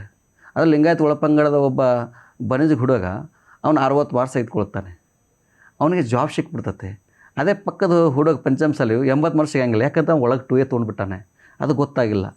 ಹೀಗಾಗಿ ನಾವೇನು ಹೇಳ್ತೀವಿ, ಇದು ಸಮಾಜ ಒಂದಾಗಬೇಕು ಅಂತಂದರೆ ನೀವು ತಾತ್ವಿಕ ಒಂದು ಮಾಡೋಕ್ಕಾಗಲ್ಲ. ಈಗ ಮಾಧ್ವರ ಬೇರೆ ಇದ್ದಾರೆ, ಮಧ್ವಾಚಾರ್ಯರು ಇದ್ದಾರೆ, ಅದರಲ್ಲಿ ಸಾಕಷ್ಟು ಪರಂಪರೆ ಆದರೆ ಅವ್ರು ಇಷ್ಟಪಡ್ತಾರೆ. ಹಾಗೆ ವೀರಶೈವ ತತ್ವ ಬೇರೆ, ಲಿಂಗಾಯತ ತತ್ವ ಬೇರೆ. ಆದರೆ ಸಾಮಾಜಿಕ ವೀರಶೈವ ಲಿಂಗಾಯತ ನಾವೆಲ್ಲ ಒಂದು, ಸೋಷಿಯಲಿ ಕುಳಿತುಳ ವ್ಯವಹಾರದಲ್ಲಿ ನಂಟಸ್ಗಳು ನಾವೆಲ್ಲ ಒಂದು. ಫಿಲಾಸಫಿ ಬಂದಾಗ ಅವ್ರು ಹೆಂಗದ್ರೆ ಹಂಗೆ ಇಷ್ಟಪಡಿ, ಮಾರ್ಗ ಬೇರೆ ಬಟ್ ಗುರಿ ಒಂದೇ. ಸೊ ಹಾಗೆ ಇರೋದ್ರಿಂದ ಇವ್ರು ಏನು ಮಾಡ್ತಾರೆ, ತಾತ್ವಿಕವಾಗಿ ಜಗಳ ಮಾಡಿದ್ದಾರೆ. ದುರಂತ ಅಂತಂದರೆ ಈಗ ನೋಡಿ, ವೀರಶೈವ ಲಿಂಗಾಯತ ಧರ್ಮ ಬರ್ಸೆ ಅಂತ ಪಂಚಪೀಠದವ್ರು ಹೇಳ್ತಾ ಇದ್ದಾರೆ. ಅಖಿಲ ಭಾರತ ವೀರಶೈವ ಮಹಾಸಭಾ ಹೇಳ್ತದೆ. ಅದೇ ಪಂಚಪೀಠದವರು ಒಂದು ಕಡೆ ಹೇಳ್ತಾರೆ ನಾವು ಸನಾತನ ಹಿಂದೂವಿನ ಭಾಗ ಅಂತ ಹೇಳ್ತಾರೆ. ಧರ್ಮ ಬರ್ಸ್ಬೇಕಾದ್ರೆ ವೀರಶೈವ ಲಿಂಗಾಯತ ಬರ್ಸ್ರಿ ಅಂತ ಹೇಳ್ತಾರೆ. ಯಾಕೆ ಹಿಂದೂ ಬರ್ಸ್ ಅಂತ ಹೇಳ್ತಾ ಇಲ್ಲ? ಸೊ ಅವರು ಗೊಂದಲದಲ್ಲಿದ್ದಾರಂತ. ಒಂದು ಮಠಾಧೀಶರು ಅಥವಾ ಸಮಾಜದವರು ಪ್ರಮುಖರು ಇರ್ಬೋದು, ಇವನ್ ರಾಜಕೀಯ ಪಕ್ಷಗಳು ಸಹ ಗೊಂದಲದಲ್ಲಿವೆ ಅಂತ ಅನ್ಸೋದಿಲ್ವಾ? ಅದು ಕಾಂಗ್ರೆಸ್ ಇರಲಿ, BJP ಇರಲಿ ಪ್ರಮುಖ. ಯಾಕಂದರೆ ಅವ್ರಿಗೆ ಅಧಿಕಾರ ಮುಖ್ಯ, ಅವ್ರ ಐಡಿಯಾಲಜಿಕ್ಕಿಂತ ನಮ್ಮ ಅಧಿಕಾರ ಮುಖ್ಯ. ಎಲ್ಲಿ ಜನ ಇರ್ತಾರೆ ಅಲ್ಲಿ ಹೋಗೋದಪ್ಪ, ಅವ್ರ ಕಡೆ ಅನ್ನೋದಪ್ಪ, ಅದನ್ನು ಜೈ ಅನ್ನೋದಪ್ಪ. ಸೊ ಅದಕ್ಕೆ ಅವರು ಕಾರಣ ಇದ್ದಾರೆ. ಈ ಸಮಾಜ ಬಿಡ್ಲಿಕ್ಕೆ ಇವರು ಕೂಡ ಕಾರಣ ಅಲ್ವಾ? ಸೊ ಈ ರೀತಿ ಸಮಾಜದಲ್ಲಿ ಗೊಂದಲಗಳನ್ನ ಕ್ರಿಯೇಟ್ ಮಾಡಿ ತಮ್ಮ ಸ್ವಾರ್ಥ, ಈಗ ನೋಡಿ ಸಮಾಜ ಮೀಸಲಾತಿ ವಿಚಾರದಲ್ಲಿ ಹೊಡೆದ್ರು. ಇಲ್ಲ ಪಂಚಮಸಾಲಿ ಯಾವತ್ತು ಹೋರಾಟ ಮಾಡತ್ತಿರಲಿಲ್ಲ ರೀ. ಈ ಪಂಚಮಸಾಲಿ ಸಮುದಾಯ ಕೊಟ್ಟ ಸಮುದಾಯ, ಹಿಂಗೆ ಬೇಡ ಸಮುದಾಯ ಅಲ್ಲ ಇದು, ಹಿಂಗೆ ಮಾಡಿರುವಂಥ ಸಮುದಾಯ ಇದು. ಈ ಸಮುದಾಯ ಹಿಂಗೆ ಮಾಡಿದ್ರೆ ಯಾಕೆ ಮಾಡಿದ್ರು ಅಂತಂದ್ರೆ ನಾನಾ ಬೇರೆ ಒಂದು ಪೊಲಿಟಿಕಲಿ ಈ ಸಮುದಾಯವನ್ನು ಯಾವುದೇ ಸ್ಥಾನಮಾನ ಸಿಗಲ್ಲ ನೋಡಿಕೊಂಡ್ರು. ಲಿಂಗಾಯತ ಪಂಚಮಸಾಲಿಗಳನ್ನು ಯಾವುದೇ ಉನ್ನತ ಹುದ್ದೆಗಳನ್ನ ಸಿಗ ನೋಡಿಕೊಂಡ್ರು. ಇದನ್ನು ಹುನ್ನಾರ ಅಂತೀರ? ಇದು ಹುನ್ನಾರ, ಒಂದು ಷಡ್ಯಂತ್ರ ಅಂತ. ನೆಗ್ಲಿಜೆನ್ಸ್ ಅಲ್ಲ, ಹುನ್ನಾರ ಇದು. ಒಂದು ರಾಜಕೀಯವಾಗಿ ಲಿಂಗಾಯತ ಪಂಚಮಸಾಲಿಗಳಿಗೆ ಯಾವುದೇ ಉನ್ನತ ಸ್ಥಾನ ಸಿಗ್ಲಿಕ್ಕೆ ನೋಡ್ಕೊಂಡ್ರು ಭಾಳ ಪ್ಲ್ಯಾನ್ಡ್ ಆಗಿ. ಅದರಿಂದ ಏನಾಯಿತು, ಒಂದು ಅದನ್ನು ನೋಡಿದ್ರು. ಇನ್ನೊಂದು ಎಜುಕೇಷನ್ನು ಮತ್ತು ಔದ್ಯೋಗಿಕವಾಗಿ ಕೂಡ ಮೀಸಲಾತಿಯಲ್ಲಿ ಹುನ್ನಾರ ಮಾಡಿದರು. ಇದು ಸಮಾಜಕ್ಕೆ ಗೊತ್ತಾಯಿತು. ಹಾಗಾಗಿ ಪಂಚಮಸಾಲಿ ಪ್ರತ್ಯೇಕ ಅಸ್ಮಿತೆ ಬಂತು. ಇಲ್ಲದ್ರೆ ನಾವೆಲ್ಲ ಹಾಲಿನಲ್ಲಿ ಸಕ್ಕರೆ ಆಗಿದ್ವಿ. ಈ ಮೀಸಲಾತಿ ಇವೆಲ್ಲ ಬಂದು ಇವತ್ತಿಗೂ ಜನಗಳು ಯಾಕೆ ಕನ್ಫ್ಯೂಸ್ ಇದ್ದಾರೆ ಅಂತಂದರೆ ಅದನ್ನು ಬರ್ಸಿ ಎಲ್ಲ ಮೀಸಲಾತಿ ಹೋಗುತ್ತೆ ಅನ್ನುವಂಥ ಭಯದಲ್ಲಿದ್ದಾರೆ. ಮೀಸಲಾತಿ ಎಲ್ಲಿ ಹೋಗೋದಿಲ್ಲ, ಓಕೆ, ಮೀಸಲಾತಿ ಸಿಕ್ಕೇ ಸಿಗುತ್ತೆ. ಹಾಗಾಗಿ ಧರ್ಮದಲ್ಲಿ ನೀವು ಹಿಂದೂನ ಬರ್ಸಿ ಅಂತ ಹೇಳ್ತೀವಿ. ಅಂದರೆ ಮೀಸಲಾತಿ ಅನ್ನುವಂಥದ್ದು ನಮ್ಮ ಕೈಲಿದೆ, ಇವತ್ತಲ್ಲ, ಇನ್ನು 10 ವರ್ಷ 20 ವರ್ಷ ಆದರೂ ಅದನ್ನು ಪಡೆಯುವಂಥ ಒಂದು ಅವಕಾಶಗಳು ಇರ್ತವೆ. ಯಾವಾಗ ಧರ್ಮ ಸಂಪ್ರದಾಯ ಅನ್ನೋದು ಉಳಿದಾಗ ಮಾತ್ರ. ಹೌದೌದು. ಅದನ್ನು ಸಮಾಜಕ್ಕೆ ತಿಳಿಸುವಂಥ ಕಾರ್ಯ ಎಷ್ಟರ ಮಟ್ಟಿಗೆ ಆಗ್ತಾ ಇದೆ? ಈಗ ನೋಡ್ರಿ, ನಾಳೆ ತಾಲೂಕು ಗ್ರಾಮ ಪಂಚಾಯತ್ ಎಲೆಕ್ಷನ್ ಬರುತ್ತೆ, ತಾಲೂಕು ಪಂಚಾಯತ್ ಬರುತ್ತೆ. ನಿಮ್ಮದು ಹಿಂದೂಗಳ ಸಂಖ್ಯೆ ಕಡಿಮೆ ಆದರೆ, ನಿಮ್ಮ ಲಿಂಗಾಯತ ಸಂಖ್ಯೆ ಕಡಿಮೆ ಆದರೆ ಏನಾಗುತ್ತೆ? ಯಾರು ಸೀಟ್ಗಳು ಹೆಚ್ಚು ನಿಮ್ಮ ಸಂಖ್ಯೆ ಕಡಿಮೆ ಆಗಿದೆ, ಅವ್ರದ್ದು ಇದಪ್ಪ, ಅವ್ರ ಹೆಚ್ಚು ಸೀಟ್ಗಳು ಹೋಗ್ತವೆ. ನಾಳೆ ರಾಜಕೀಯ ಅಸ್ಮಿತೆ ಕಳ್ಕೊಂಡ್ರೆ, ಒಂದು ಸಲ ನೀವು ರಾಜಕೀಯ ಅಸ್ಮಿತೆ ಕಳ್ಕೊಂಡ್ರೆ, ಪವರ್ಲೆಸ್ ಆಗಿಬಿಟ್ರೆ ನೀವೇನೂ ಮಾಡೋಕ್ಕಾಗಲ್ಲ.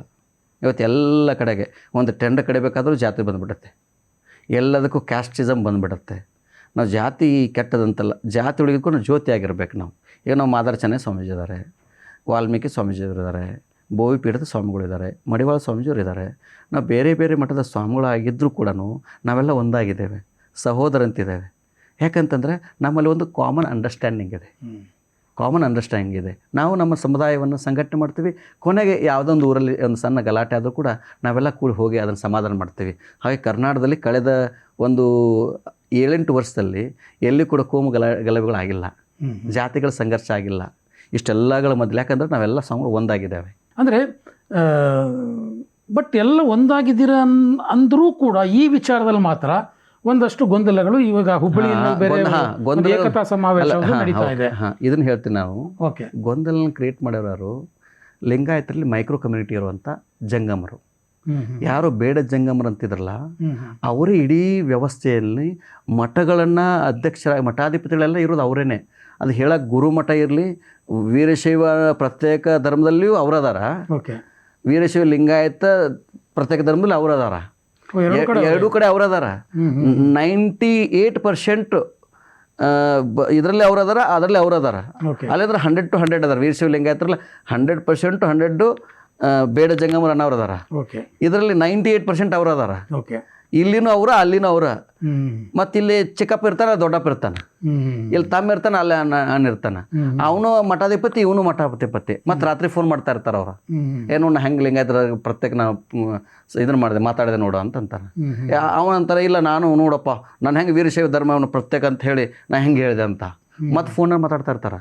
ಅಂದರೆ ಇಡೀ ಸಮಾಜವನ್ನು ದಿಕ್ಕು ತಪ್ಪಿಸ್ತಾ ಇರುವಂಥದ್ದು ಕೆಲವು ರಾಜಕಾರಣಿಗಳು ಮತ್ತು ಮೈಕ್ರೋ ಕಮ್ಯುನಿಟಿಯ ಬೇಡ ಜಂಗಮ ಅಂತ ಯಾರು ಹೇಳಿದ್ರಲ್ಲ, ಅವರು ಈ ಸಮಾಜವನ್ನು ದಿಕ್ಕು ತಪ್ಪಿಸ್ತಾ ಇರೋದು. ಅದರ್ವೈಸ್ ಲಿಂಗಾಯತ ಒಳಪಂಗಡದ ಯಾವೊಬ್ಬ ಸ್ವಾಮೀಜಿಯವರು, ಶಿರಗೇರಿ ಸ್ವಾಮೀಜಿಯವರಾಗಲಿ, ಗಾನಿಗ ಪೀಠದ ಸ್ವಾಮಿಗಳಾಗಲಿ, ಉಳಿದ ಯಾವುದೇ ಪೀಠದ ರೆಡ್ಡಿ ಗುರು ಪೀಠದ ಸ್ವಾಮಿಗಳಾಗಲಿ, ಇವ್ರು ಯಾರು ಕೂಡ ಗೊಂದಲ ಸೃಷ್ಟಿ ಮಾಡ್ತಾ ಇಲ್ಲ. ಅಲ್ಲಿ ಶೇರಿಯವ್ರು ಯಾರು? ಈಗ ಇವತ್ತೇನು ಶೇರಿದವ್ರು ಯಾರು? ಎಲ್ಲ ನೀವು ನೋಡ್ರಿ, ಬೇಕಾದರೆ ಕ್ಯಾಮ್ರಾದಲ್ಲಿ ಹಿಡ್ಕೊಂಡು ನೋಡ್ರಿ, ಅವರೆಲ್ಲ 99% ಬೇಡ ಜಂಗಮ ಹೋರಾಟ ಮಾಡಿದವ್ರೆ. ಇವಾಗ ಅಲ್ಲಿ ಹೇಳ್ತಾರೆ, ನಾಳೆ ಇಲ್ಲಿ ವೀರಶೈವ ಲಿಂಗಾಯತ ಬರ್ಸ್ರಿ ಅಂತ ಹೇಳ್ತಾರೆ. ಈಗ ಅವರೆಲ್ಲರೂ ಒಂದು ಕೇಳ್ತೀನಿ ನಾನು, ಯಾರು ಈಗೆಲ್ಲ ಸೇರಿದಾರಲ್ಲ, ಬೇಡ ಜಂಗಮ ಬರ್ಸ್ಲಿಕ್ಕೆ ಹೋಗ್ಬೇಡಿ ಅಂತ ಹೇಳ್ತಾರೆ ಅವರು ಗಟ್ಟಿಯಾಗಿ. ನಮಗೆ ಬೋಧನೆ ಮಾಡ್ತಾರೆ, ನಾವೆಲ್ಲ ವೀರಶೈವ ಲಿಂಗಾಯತರೆಲ್ಲ ಒಂದಾಗಿರಬೇಕು, ಬರ್ಸೋವಾಗ ಮಾತ್ರ ನಾವು ಬೇಡ ಜಂಗಮರು, ನಾವೆಶಗಳು ಅಂತ ಹೇಳ್ತಾರೆ. ಎಷ್ಟು ದ್ವಂದ್ವ. ಮತ್ತು ಹೇಳ್ತಾರೆ ವೀರಶೈವ ಲಿಂಗಾಯತ ಧರ್ಮವನ್ನು ಬರ್ಸಿ ಅಂತ ಹೇಳ್ತಾರೆ ಅಲ್ಲಿ ನಾವು ಹಿಂದೂಗಳು ಅಂತ ಹೇಳ್ತಾರೆ. ಇಲ್ಲಿನ ಸಮಾಜ ಹೊಡಿತಾ ಇದ್ದಾರೆ, ಇಲ್ಲಿನೂ ಸಮಾಜ ಹೊಡಿತಾ ಇದ್ದಾರೆ ಅವರು. ಹಾಗಾಗಿ ಬಹುದೊಡ್ಡ ಸಂಖ್ಯೆ ನಮ್ಮಲ್ಲಿ ಆಗಲಿ, ಕೂಲಸಂಗಮ ಸ್ವಾಮೀಜಿಯವರಾಗಲಿ, ಯಾವುದೇ ನಮ್ಮಲ್ಲಿ ದ್ವಂದ್ವ ಇಲ್ಲ. ನಾವು ಲಿಂಗಾಯತ ಪಂಚಮಶಿ ಹೇಳ್ತೀವಿ, ಅವರು ಲಿಂಗಾಯತ ಪಂಚಮಶಿ ಹೇಳ್ತಾರೆ. ಅಂದರೆ ನಾವು ಹೇಳ್ತೀವಿ, ಧರ್ಮದ ಯಾವಾಗ ಸಿಗುತ್ತೋ ಅಲ್ಲಿ ತನಕ ನಾವು ಹಿಂದೂಗಳೇ. ಅಂದರೆ ನಿಮ್ಮಲ್ಲೂ ಸಹ ಹಿಂದೂ ಧರ್ಮ ಬೇರೆ, ಲಿಂಗಾಯತ ಧರ್ಮ ಬೇರೆ ಆಗಬೇಕು ಅನ್ನುವಂಥದ್ದು ಒಂದು ಇದೆಯಾ? ಹಾಗಾದರೆ ನೋಡಿ, ಈಗ ನಮಗೆ ಯಾವುದೇ ರೀತಿ ಹಿಂದೂ ಧರ್ಮದ ನಮ್ಗೆ ಅನ್ಯಾಯ ಆಗಿಲ್ಲ, ಅದರಿಂದ ಯಾವುದೇ ತೊಂದರೆ ಆಗಿಲ್ಲ. ನಮಗೆ ಒಳಿತಾದಾಗ ಯಾರು ನಮ್ಗೆ ಅನ್ಯಾಯ ಮಾಡ್ತಿದ್ದರೆ ನಮಗೆ ಯಾಕೆ ಮತ್ತೊಂದು ಕಡೆ ಹೋಗ್ಬೇಕು? ನಾವು ಮತ್ತೊಂದು ಯಾಕೆ ಆಂಗ್ಲ ಹಚ್ಬೇಕು? ನಾವು ಎದಕ್ಕೆ ಹೋಗ್ಬೇಕಲ್ಲ? ನಾವು ಈಗ ಬಸವ ಧರ್ಮ ಅಂತ ಒಪ್ಕೊಂಡದಿವಲ್ಲ, ಒಪ್ಕೊಂಡ ಮೇಲೆ ಬಸವ ಧರ್ಮವನ್ನು ಪಾಲನೆ ಮಾಡೋ ಧರ್ಮ ಅಂತಂದ್ರೆ ಏನು? ದಯವೇ ಧರ್ಮದ ಮೂಲ, ಸತ್ಯ, ನಿಷ್ಠೆ, ನ್ಯಾಯ, ಜೀವಪರ ಇರಬೇಕಲ್ಲ ನಾವು. ಅದು ಇದರಲ್ಲಿ ಇದೇವಲ್ಲ, ಮತ್ತೆ ಪ್ರತ್ಯೇಕ ಅಂತ ಯಾಕೆ ಬೇಕು ನಾವು? ಈಗ ನೀವು ಅದರಲ್ಲೆಲ್ಲ ಇದೆಯಲ್ಲ, ಇದರಿಂದ ಏನು ಸಿಗ್ತದೆ? ಇದರಿಂದ ಏನು ಅಚೀವ್ಮೆಂಟ್ ಮಾಡಕತ್ತೀವಿ ನಾವು? ಅದು ಅಚೀವ್ಮೆಂಟ್ ಮಾಡೋದು ಹೆಂಗೆ? ಮತ್ತವ್ನು ಬೈಕೊಂಡ, ಬೈದವರನ್ನ ಬಂಧುಗಳೇ ಮತ್ತು ಬಸವಣ್ಣ ಅಂತಾರೆ, ನೀವು ಹಿಂದೂಗಳನ್ನ ಬೈತೀರ, ಅದು ವೈದಿಕ ಅಂತೀರ. ಸರಿಯಾಗಿ ಓದಿಲ್ಲ. ನಾವು ಕೂಡ ಹಾಗೆ ಇದ್ದೀವಿ. ಯಾಕಂದ್ರೆ ನಾವು ಬಾಲ್ಯದಲ್ಲಿದ್ದಾಗ ವಚನ ಓದೇವಿ, ಯಾವತ್ತು ವಚನಗಳು ಓದೋಕ್ಕೆ ಶುರು ಮಾಡಿದೇವಿ. ಒಬ್ಬರು ವಚನ ಒಂದೊಂದು ಥರ ಇದ್ದಾವೆ. ಆಮೇಲೆ ಋಷಿಕೇಶ್ ಓದಿವಿ ನಾವು. ಓಕೆ, ನಾವು 16ನೇ ವಯಸ್ಸಿಗೆ ಹೋದಾಗ ಆವಾಗ ನಮ್ಮ ಬ್ರಾಡ್ ಮೈಂಡ್ ಶುರುವಾಯಿತು.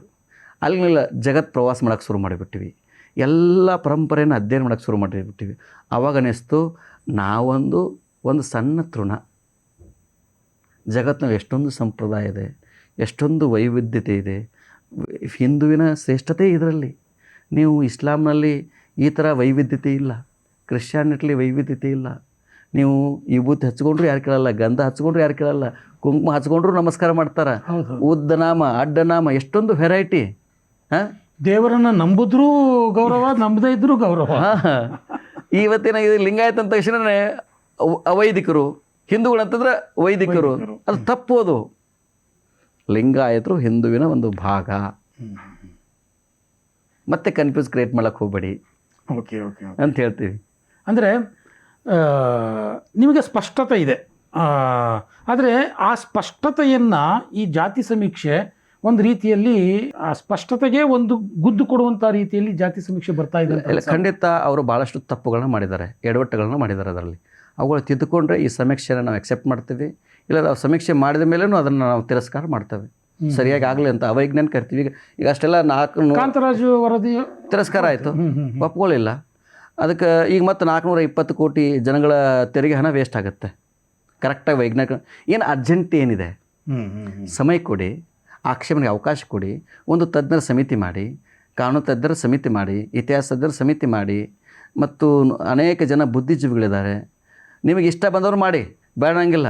ಆಮೇಲೆ ಒಂದು ಜಾತಿಗಳ ಒಂದು ಪಟ್ಟಿ ಮಾಡಿ, ಅದನ್ನು ಸಾರ್ವಜನಿಕ ಇಟ್ಬಿಡಿ. ಅದರಲ್ಲಿ ಆಕ್ಷೇಪಣೆಗೆ ಒಂದು 15 ದಿನ ಕಾಲಾವಕಾಶ ಕೇಳಿ.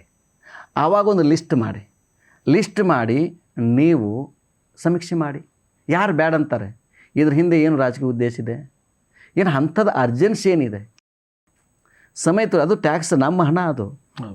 ಅದನ್ನು ಯಾಕೆ ವೇಸ್ಟ್? ಈಗಾಗಲೇ 300-400 ಕೋಟಿ ವೇಸ್ಟ್ ಆಗಿದೆ. ಇನ್ನೂ ಮತ್ತೆ ವೇಸ್ಟ್ ಮಾಡೋದಾ? ಇದ್ರ ಉದ್ದೇಶ ಏನು? ಲಿಂಗಾಯತರನ್ನೆಲ್ಲ ಇಷ್ಟೊಂದು ಹೊಡೆದಾರಲ್ಲ, ಯಾವ ಆಧಾರ? ನಿಮ್ಗೆ ಯಾರು ಹೇಳಿದರು ಜೈನ್ ಪಂಚಮಸಾಲಿ ಅದಾರ ಅಂತ ಹೇಳಿ? ಯಾರು ಅರ್ಜಿ ಕೊಟ್ಟರು? ಮತ್ತು ಹೆಂಗೆ ಸೇರಿಸಿದ್ರಿ? ಯಾವ ಆಧಾರ ಮೇಲೆ? ಅಂದರೆ ಪಂಚಮಸಾಲಿ ಮತ್ತೆ 3 ಮಾಡಬೇಕು ಅಂತವ್ರ. ಯಾವುದು ಲಿಂಗಾಯತ ಕ್ರಿಶ್ಚಿಯನ್, ಬ್ರಾಹ್ಮಣ ಕ್ರೈಸ್ತ, ಕುರುಬ ಕ್ರೈಸ್ತ ಇವೆಲ್ಲ ಸೇರಿಸಿದ್ರಲ್ಲ. ಇದನ್ನ ಸಮಾಜ ಕಲ್ಯಾಣ ಇಲಾಖೆ ಸಚಿವರಾದಂಥ ಎಚ್ ಸಿ ಮಹದೇವಪ್ಪನವ್ರು ಏನು ಹೇಳ್ತಾರೆ ಅಂತಂದರೆ, ಇದು 1931ರ ಬ್ರಿಟಿಷ್ ಗೆಜೆಟಿಯರ್ನಲ್ಲಿ ಇದ್ದಿದ್ದು, ನಾವೇನು ಹೊಸದಾಗಿ ತಂದಿದ್ದಲ್ಲ ಅಂತ ಹೇಳ್ತಾ ಇದ್ದಾರೆ. ಇದು ಕಂಪ್ಲೀಟ್ ಬೋಗಸ್ಸು. ಓಕೆ, ಏನಾದರೂ ಒಂದು ಹೇಳಬೇಕಲ್ಲ, ತಪ್ಪನ್ನು ಮುಚ್ಕೋಬೇಕಾದ್ರೆ ಈ ಥರ ಹೇಳ್ಕೊ ಬರ್ತಾವೆ. ಕಂಪ್ಲೀಟ್ ಅದೊಂದು ಅವೈಜ್ಞಾನಿಕ ಇದೆ ಈಗೇನು ಮಾಡಿದಾರಲ್ಲ. ಮತ್ತು 1990 ಮತ್ತೆ ಜನಗಣತಿ ಮಾಡಕತ್ತಾರೆ. ನೀವು ಆವಾಗಿಂದ ಇಟ್ಕೋಬೋದಾಗಿತ್ತಲ್ಲ. ಅದು ಆಗಿಂದ ಬೇರೆ ನಮ್ಮದೇ ಆದಂಥ ಸಂವಿಧಾನವನ್ನು ನಾವು ಬಂದಿವಿ. ಮತ್ತು ಅದಕ್ಕೆ ಪ್ರತಿ 10 ವರ್ಷಕ್ಕೊಂದ್ಸಲ ಮಾಡ್ತೀರಿ. ಮತ್ತು ಜಾತಿಗಳ ಪರಿಷ್ಕರಣೆ ಮಾಡಲ್ಲ. ಇದನ್ನ ಯಾಕೆ ನೀವು ಹೈಡ್ ಮಾಡಕತ್ತೀರಿ? ಇದ್ರ ಹಿಂದೆ ಏನಿದೆ? ಯಾಕೆ ನೀವು ಬೇಗ ಮುಗಿಸಕ್ಕೆ ಹೊಟ್ರಿ? ಏನು ಅಚೀವ್ಮೆಂಟ್ ಮಾಡಕ್ಕೆ ಹೊಂಟ್ರಿ ನೀವು? ಈಗ ನಿನ್ನೆ ಕ್ಯಾಬಿನೆಟ್ ಮೀಟಿಂಗಲ್ಲಿ ಅಲ್ಲೇ ಸ್ವಲ್ಪ ವಿರೋಧ ವ್ಯಕ್ತ ಆಯಿತು ಅನ್ನೋ ವರದಿಗಳು ಬಂದಿದೆ. ಕೆಲವರೆಲ್ಲ ಜೋರಾಗಿ ಮಾತಾಡಿದ್ರು. ನಮ್ಮ ಎಲ್ಲ ಲಿಂಗಾಯತ ಸಚಿವರುಗಳು ಭಾಳ ಗಟ್ಟಿಯಾಗಿ ಮಾತಾಡಿದ್ದಾರೆ. ಆ ಹಿನ್ನೆಲೆಯಲ್ಲಿ ಇವತ್ತು ಒಂದು ನಿರ್ಣಯ ತಗೋಬಹುದು, ಅದನ್ನು ಸ್ವಲ್ಪ ಮುಂದೂಡಬಹುದು ಅಂತ ಇತ್ತು. ಆದರೆ ಈಗ ಬರ್ತಿರೋ ವರದಿಗಳು ನೋಡಿದ್ರೆ ಇಲ್ಲ, 22ನೇ ತಾರೀಕು ಏನು ಅನೌನ್ಸ್ ಆಗಿದೆ ಇವತ್ತು ಶುರು ಆಗುತ್ತೆ ಅನ್ನುವಂಥ ಖಚಿತವಾದಂಥ ವರದಿಗಳು ಬರ್ತಾ ಇದೆ. ನಮ್ಮದು ಉದ್ದೇಶ, ನೀವು ಯಾವತ್ತು ಸಮೀಕ್ಷೆ ಮಾಡ್ತೀರಾ ಕ್ಲಾರಿಟಿಯಿಂದ ಮಾಡಿ. ಇಲ್ಲವಾದಲ್ಲಿ ನಾಳೆ ಮತ್ತೆ ಇದನ್ನು ಅವೈಜ್ಞಾನಿಕ ಅಂತೇವೆ, ಅದನ್ನು ಒಪ್ಕೊಳ್ಳೋದಿಲ್ಲ ನಾವು. ಮತ್ತು ಲಿಂಗಾಯತರಲ್ಲಿ ಯಾಕೆ ಮತ್ತು ಮುಸ್ಲಿಮರಲ್ಲಿ ಹಿಂಗೆ ಚಿತ್ರ ಮಾಡಿಲ್ಲ ನೀವು? ಹೌದು, ನೀವು ಮುಸ್ಲಿಮ್ ಮಾಡಬೇಕಾದ್ರೆ ಅಲ್ಲಿ ಉಪಜಾತಿನ ಕೊಡಲ್ಲ, ಹಿಂದೂಗಳಿಗೆ ಕೊಡಬೇಕಾದ್ರೆ ಮತ್ತು ಲಿಂಗಾಯತ ಕೊಡಬೇಕಾದ್ರೆ ಉಪಜಾತಿ ಕೊಡ್ತೀರಾ? ಅವರಲ್ಲೂ ತುಂಬ 108 ಇದಾವೆ, ಅಲ್ಲಿ 108 ಇದಾವೆ ಅವರಲ್ಲಿ. ಮತ್ತು ಅವ್ರನ್ನ ಹಂಗಾಗಿ ಮಾಡ್ಕೋತ ಹೋಗ್ರಿ. ಮತ್ತು ಶಿಯಾ ಸುನ್ನಿ ಅಂತಿದೆ. ಹೌದು. ಹಾಂ, ಸೊ ಅಂದರೆ ಇವ್ರು ಬೇಕಂತಲೇ ಹಿಂಗೆ ಹಿಂದೂಗಳನ್ನು ವೀಕ್ ಮಾಡ್ಕೋಬೇಕು. ಆ ಸ್ವಾಮಿಗಳು ಅವು ಹಿಂಗೆ ಮನಸ್ಥಿತಿಯನ್ನು ಮಾಡಿಕೊಂಡು ವೆರಿ ಪ್ಲ್ಯಾನ್ಡಾಗಿ ಮಾಡಕತ್ತಾರ ಅವರು. They are so well planned. ಅದು ನಮ್ಮ ಜನಕ್ಕೆ ಅರ್ಥ ಆಗ್ತಾ ಇಲ್ಲ. ಅಂದರೆ ಷಡ್ಯಂತ್ರ ಭಾಳ ಸ್ಮೂತಾಗಿ ಜಾತಿ ಬಗೆಗಿನ ಅಭಿಮಾನವನ್ನು ಬಳಸಿಕೊಂಡು ಒಂದು ಕಡೆಗೆ ನಾನು ಬಸವಣ್ಣನ ಪರಮ ಅಭಿಮಾನಿ ಅಂತ ಹೇಳ್ಕೊಂಡು ಬಸವ ತತ್ವದಲ್ಲಿ ಆ ಜನಾಂಗದ ಹುಟ್ಟಿದಂಥವ್ರಿಗೆ ಕೊಡ್ಲಿ ಪೆಟ್ಟು ಕೊಡ್ತಾ ಇದ್ದಾರೆ ಅವರು. ಒಂದು ಕಡೆಗೆ ಹೊರಗಡೆ ಹೇಳೋದು ನಾನು ಬಸವಣ್ಣನ ನಿಜವಾದ ಅನುಯಾಯಿ ಅಂತ ಹೇಳೋದು, ಆ ಜನಾಂಗವನ್ನು ದ್ವೇಷ ಮಾಡೋದು, ಆ ಜನಾಂಗ ಉದ್ಧಾರ ಆಗಲ್ಲ ನೋಡ್ಕೊಳ್ಳೋದು. ಅಂದರೆ ಇದರಿಂದ ಅವ್ರಿಗೆ ಏನು ಸಿಗುತ್ತೆ? ಈ ಥರ ಮಾಡೋರಿಗೆ ಏನು ಲಾಭ? ಅದರಿಂದ ಅವ್ರ ಜನಾಂಗ ಆಗುತ್ತೆ. ಆಮೇಲೆ ನಾಳೆ ಪಾಲಿಟಿಕಲಿ ಈ ಜನಾಂಗದ ಸಂಖ್ಯೆಗೆ ಈಗ ಯಾವುದೋ ಒಬ್ಬ ಈಗ ಈ ಸರ್ಕಾರದಲ್ಲಿ ಒಂದು 8 ಜನ ಲಿಂಗಾಯತ್ ಮಿನಿಸ್ಟ್ರಿಗಳದಾರ ಅಂತಂದರೆ ಜನಸಂಖ್ಯೆ ಕಡಿಮೆ ತೋರಿಸ್ಬಿಟ್ರೆ ಅವಾಗ 6 ಜನ 4 ಜನ ಮಾಡ್ತಾರೆ. ಮತ್ತು ಇದೆಲ್ಲ ಅಧಿಕಾರಕ್ಕಾಗಿ ಮಾಡೋದಲ್ವಾ?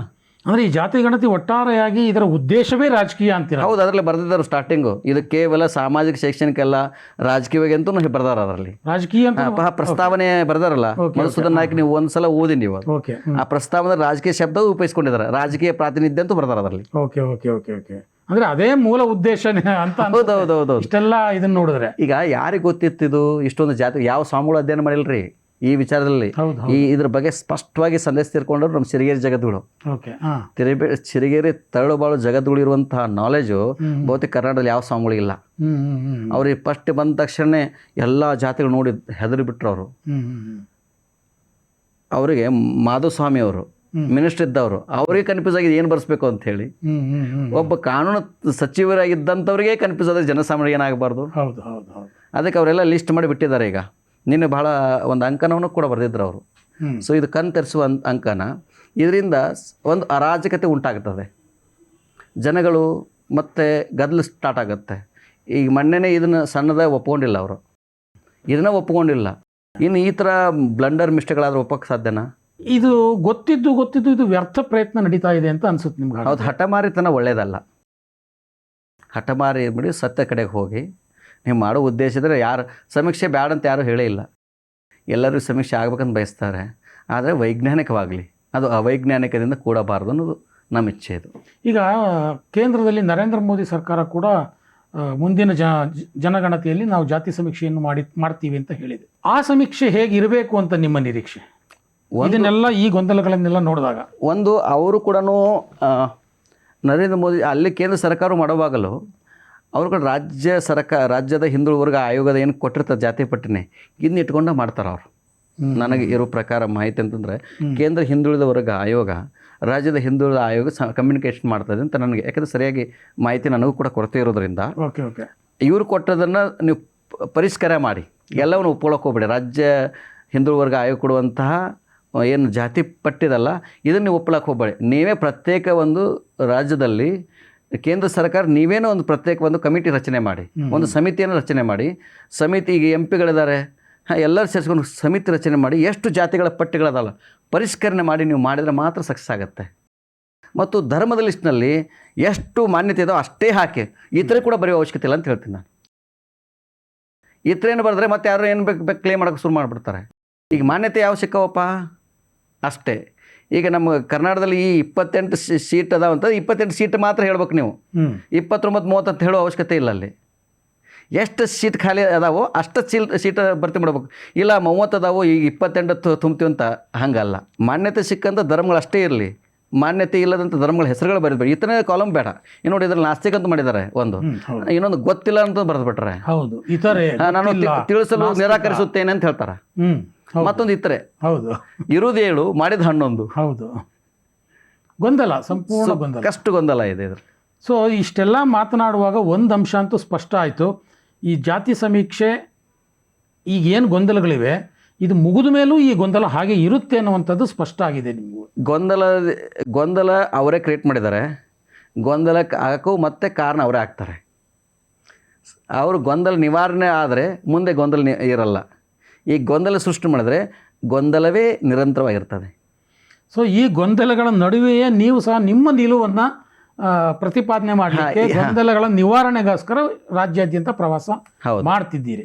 ಸೊ ಅದು ಎಷ್ಟರ ಮಟ್ಟಿಗೆ ಇಲ್ಲಿವರೆಗೆ ಯಶಸ್ವಿ ಆಗಿದೆ ಅಂತ ನೋಡಿ. ಆ ಯಶಸ್ವಿ ಆದಾಗ ಇಷ್ಟು ಗಟ್ಟಿಯಾಗಿ ನಾವು ಕ್ಲಿಯರಾಗಿ ಮಾತಾಡಕತ್ತೀವಿ. ಇಲ್ಲದ್ರೆ ನಾವು ಕೂಡ ಡೌಟ್ಫುಲ್ ಆಗಿರ್ತಿದ್ವಿ. ಜನಗಳ ಮಧ್ಯೆ ಹೋದಾಗನೇ ಸತ್ಯಾಸತ್ಯ ಗೊತ್ತಾಗೋದು. ಜನಗಳ ಅದಕ್ಕೆ ನಾವು ಸಮಾಲೋಚನೆ ಮಾಡ್ಕೊಂಡೇವಿ. ನಾವು ಉಳಿದವ್ರಿಗೆ ಒಂದು ಕಡೆ ಕೂತ್ಕೊಂಡು ಏನು ಹೇಳಿ ಕೊಡಲಿಲ್ಲ.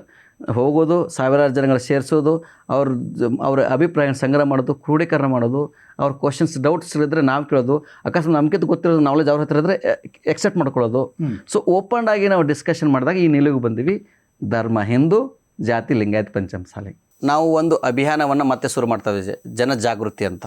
ಅದರಲ್ಲಿ ನಾವು ಈಗಾಗಲೇ ಒಂದು ಸ್ಪಷ್ಟ ಮಾಡಿದ್ದೇವೆ. ಏನಪ್ಪ ಅಂತಂದರೆ, ಧರ್ಮ ಕಾಲಮ್ನಲ್ಲಿ ಹಿಂದೂ, ಜಾತಿ ಕಾಲಮ್ನಲ್ಲಿ ಲಿಂಗಾಯತ ಪಂಚಮಸಾಲಿ A0868 ಅಂಥೇಳಿ. ಅದಕ್ಕೆ ನಾಳೆಯಿಂದನೇ ನಾವು ಒಂದು ಅಭಿಯಾನ ಶುರು ಮಾಡಿ ಮನೆ ಮನೆಗೆ ಹೋಗಿ ಈ ಥರ ಸ್ಟಿಕ್ಕರ್ಗಳನ್ನ ಅಂಟಿಸುವಂಥದ್ದು ಇದನ್ನು ಶುರು ಮಾಡಿದ್ದೇವೆ. ಅಂದರೆ ಪ್ರತಿ ಮನೆಗೆ ಹೆಂಗೆ ಸಮೀಕ್ಷೆ ಬಂದವರು ಒಂದು ಸ್ಟಿಕ್ಕರ್ನ ಅಂಟಿಸ್ತಾ ಇದ್ದಾರಲ್ಲ, ಅಲ್ಲೇ ನಾವು ಲಿಂಗಾಯತ ಪಂಚಮಸಾಲಿಗಳ ಮನೆಗೆ ಹೋಗಿ ಈ ಥರ ಸ್ಟಿಕ್ಕರ್ಗಳು ಅಂಟಿಸ್ಬೇಕು. ಗ್ರಾಮ, ತಾಲೂಕು, ಜಿಲ್ಲಾ ಮಟ್ಟದಲ್ಲಿ ಇದನ್ನು ಆರಂಭ ಮಾಡಿದ್ದೇವೆ ನಾವು. ಫಸ್ಟ್ ಟೈಮ್ ಇದನ್ನು ನಿಮ್ಮ ಚಾನಲ್ದಲ್ಲಿ ತೋರಿಸ್ತಾ ಇದ್ದೀವಿ ನಾವು. ಇಲ್ಲಿವರೆಗೆ ಎಲ್ಲಿ ತೋರಿಸಿಲ್ಲ ನಾವು.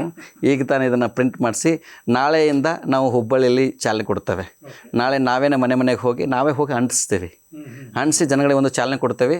ಇದನ್ನು ನಾವು ಜಿಲ್ಲಾ ತಾಲೂಕು ಮಟ್ಟದಲ್ಲಿ ಇದೇ ಥರ ನೀವು ಮಾಡಬೇಕು ಅಂತ ಹೇಳ್ತೇವೆ. ಸೊ ನಿಮ್ಮಲ್ಲಿ ಈ ಸ್ಪಷ್ಟತೆ ಇದೆ. ಬಹುಶಃ ಸಮುದಾಯದಲ್ಲೂ ಸಹ ಈ ಸ್ಪಷ್ಟತೆ ಬರಬೇಕು ಅನ್ನೋ ನಿಮ್ಮದು ಒಂದು ಅಭಿಲಾಷೆ ಇದೆ. ಆ ಅಭಿಲಾಷೆ ಈಡೇರುತ್ತೆ ಅನ್ನುವಂಥ ನಿರೀಕ್ಷೆ ಕೂಡ ನಿಮ್ಮಲ್ಲಿದೆ. ಖಂಡಿತ. ಸೊ ಇಲ್ಲಿಗೆ ಬಂದು ನಿಮ್ಮ ಒಂದು ಸ್ಪಷ್ಟ ನಿಲುವನ್ನು ನಮ್ಮ ವೀಕ್ಷಕರಿಗೆ ತಿಳಿಸಿದ್ದಕ್ಕೆ ಧನ್ಯವಾದ. ನಮಸ್ಕಾರ. ನಮಸ್ಕಾರ. ನಮಗೂ ಕೂಡ ಈ ಥರ ಸ್ಪಷ್ಟತೆ ನೀಡಲಿಕ್ಕೆ ಒಂದು ಪ್ಲಾಟ್ಫಾರ್ಮ್ ಕ್ರಿಯೇಟ್ ಮಾಡಿದರೆ ತಮಗೂ ಕೂಡ ಧನ್ಯವಾದಗಳು. ನಮಸ್ಕಾರ.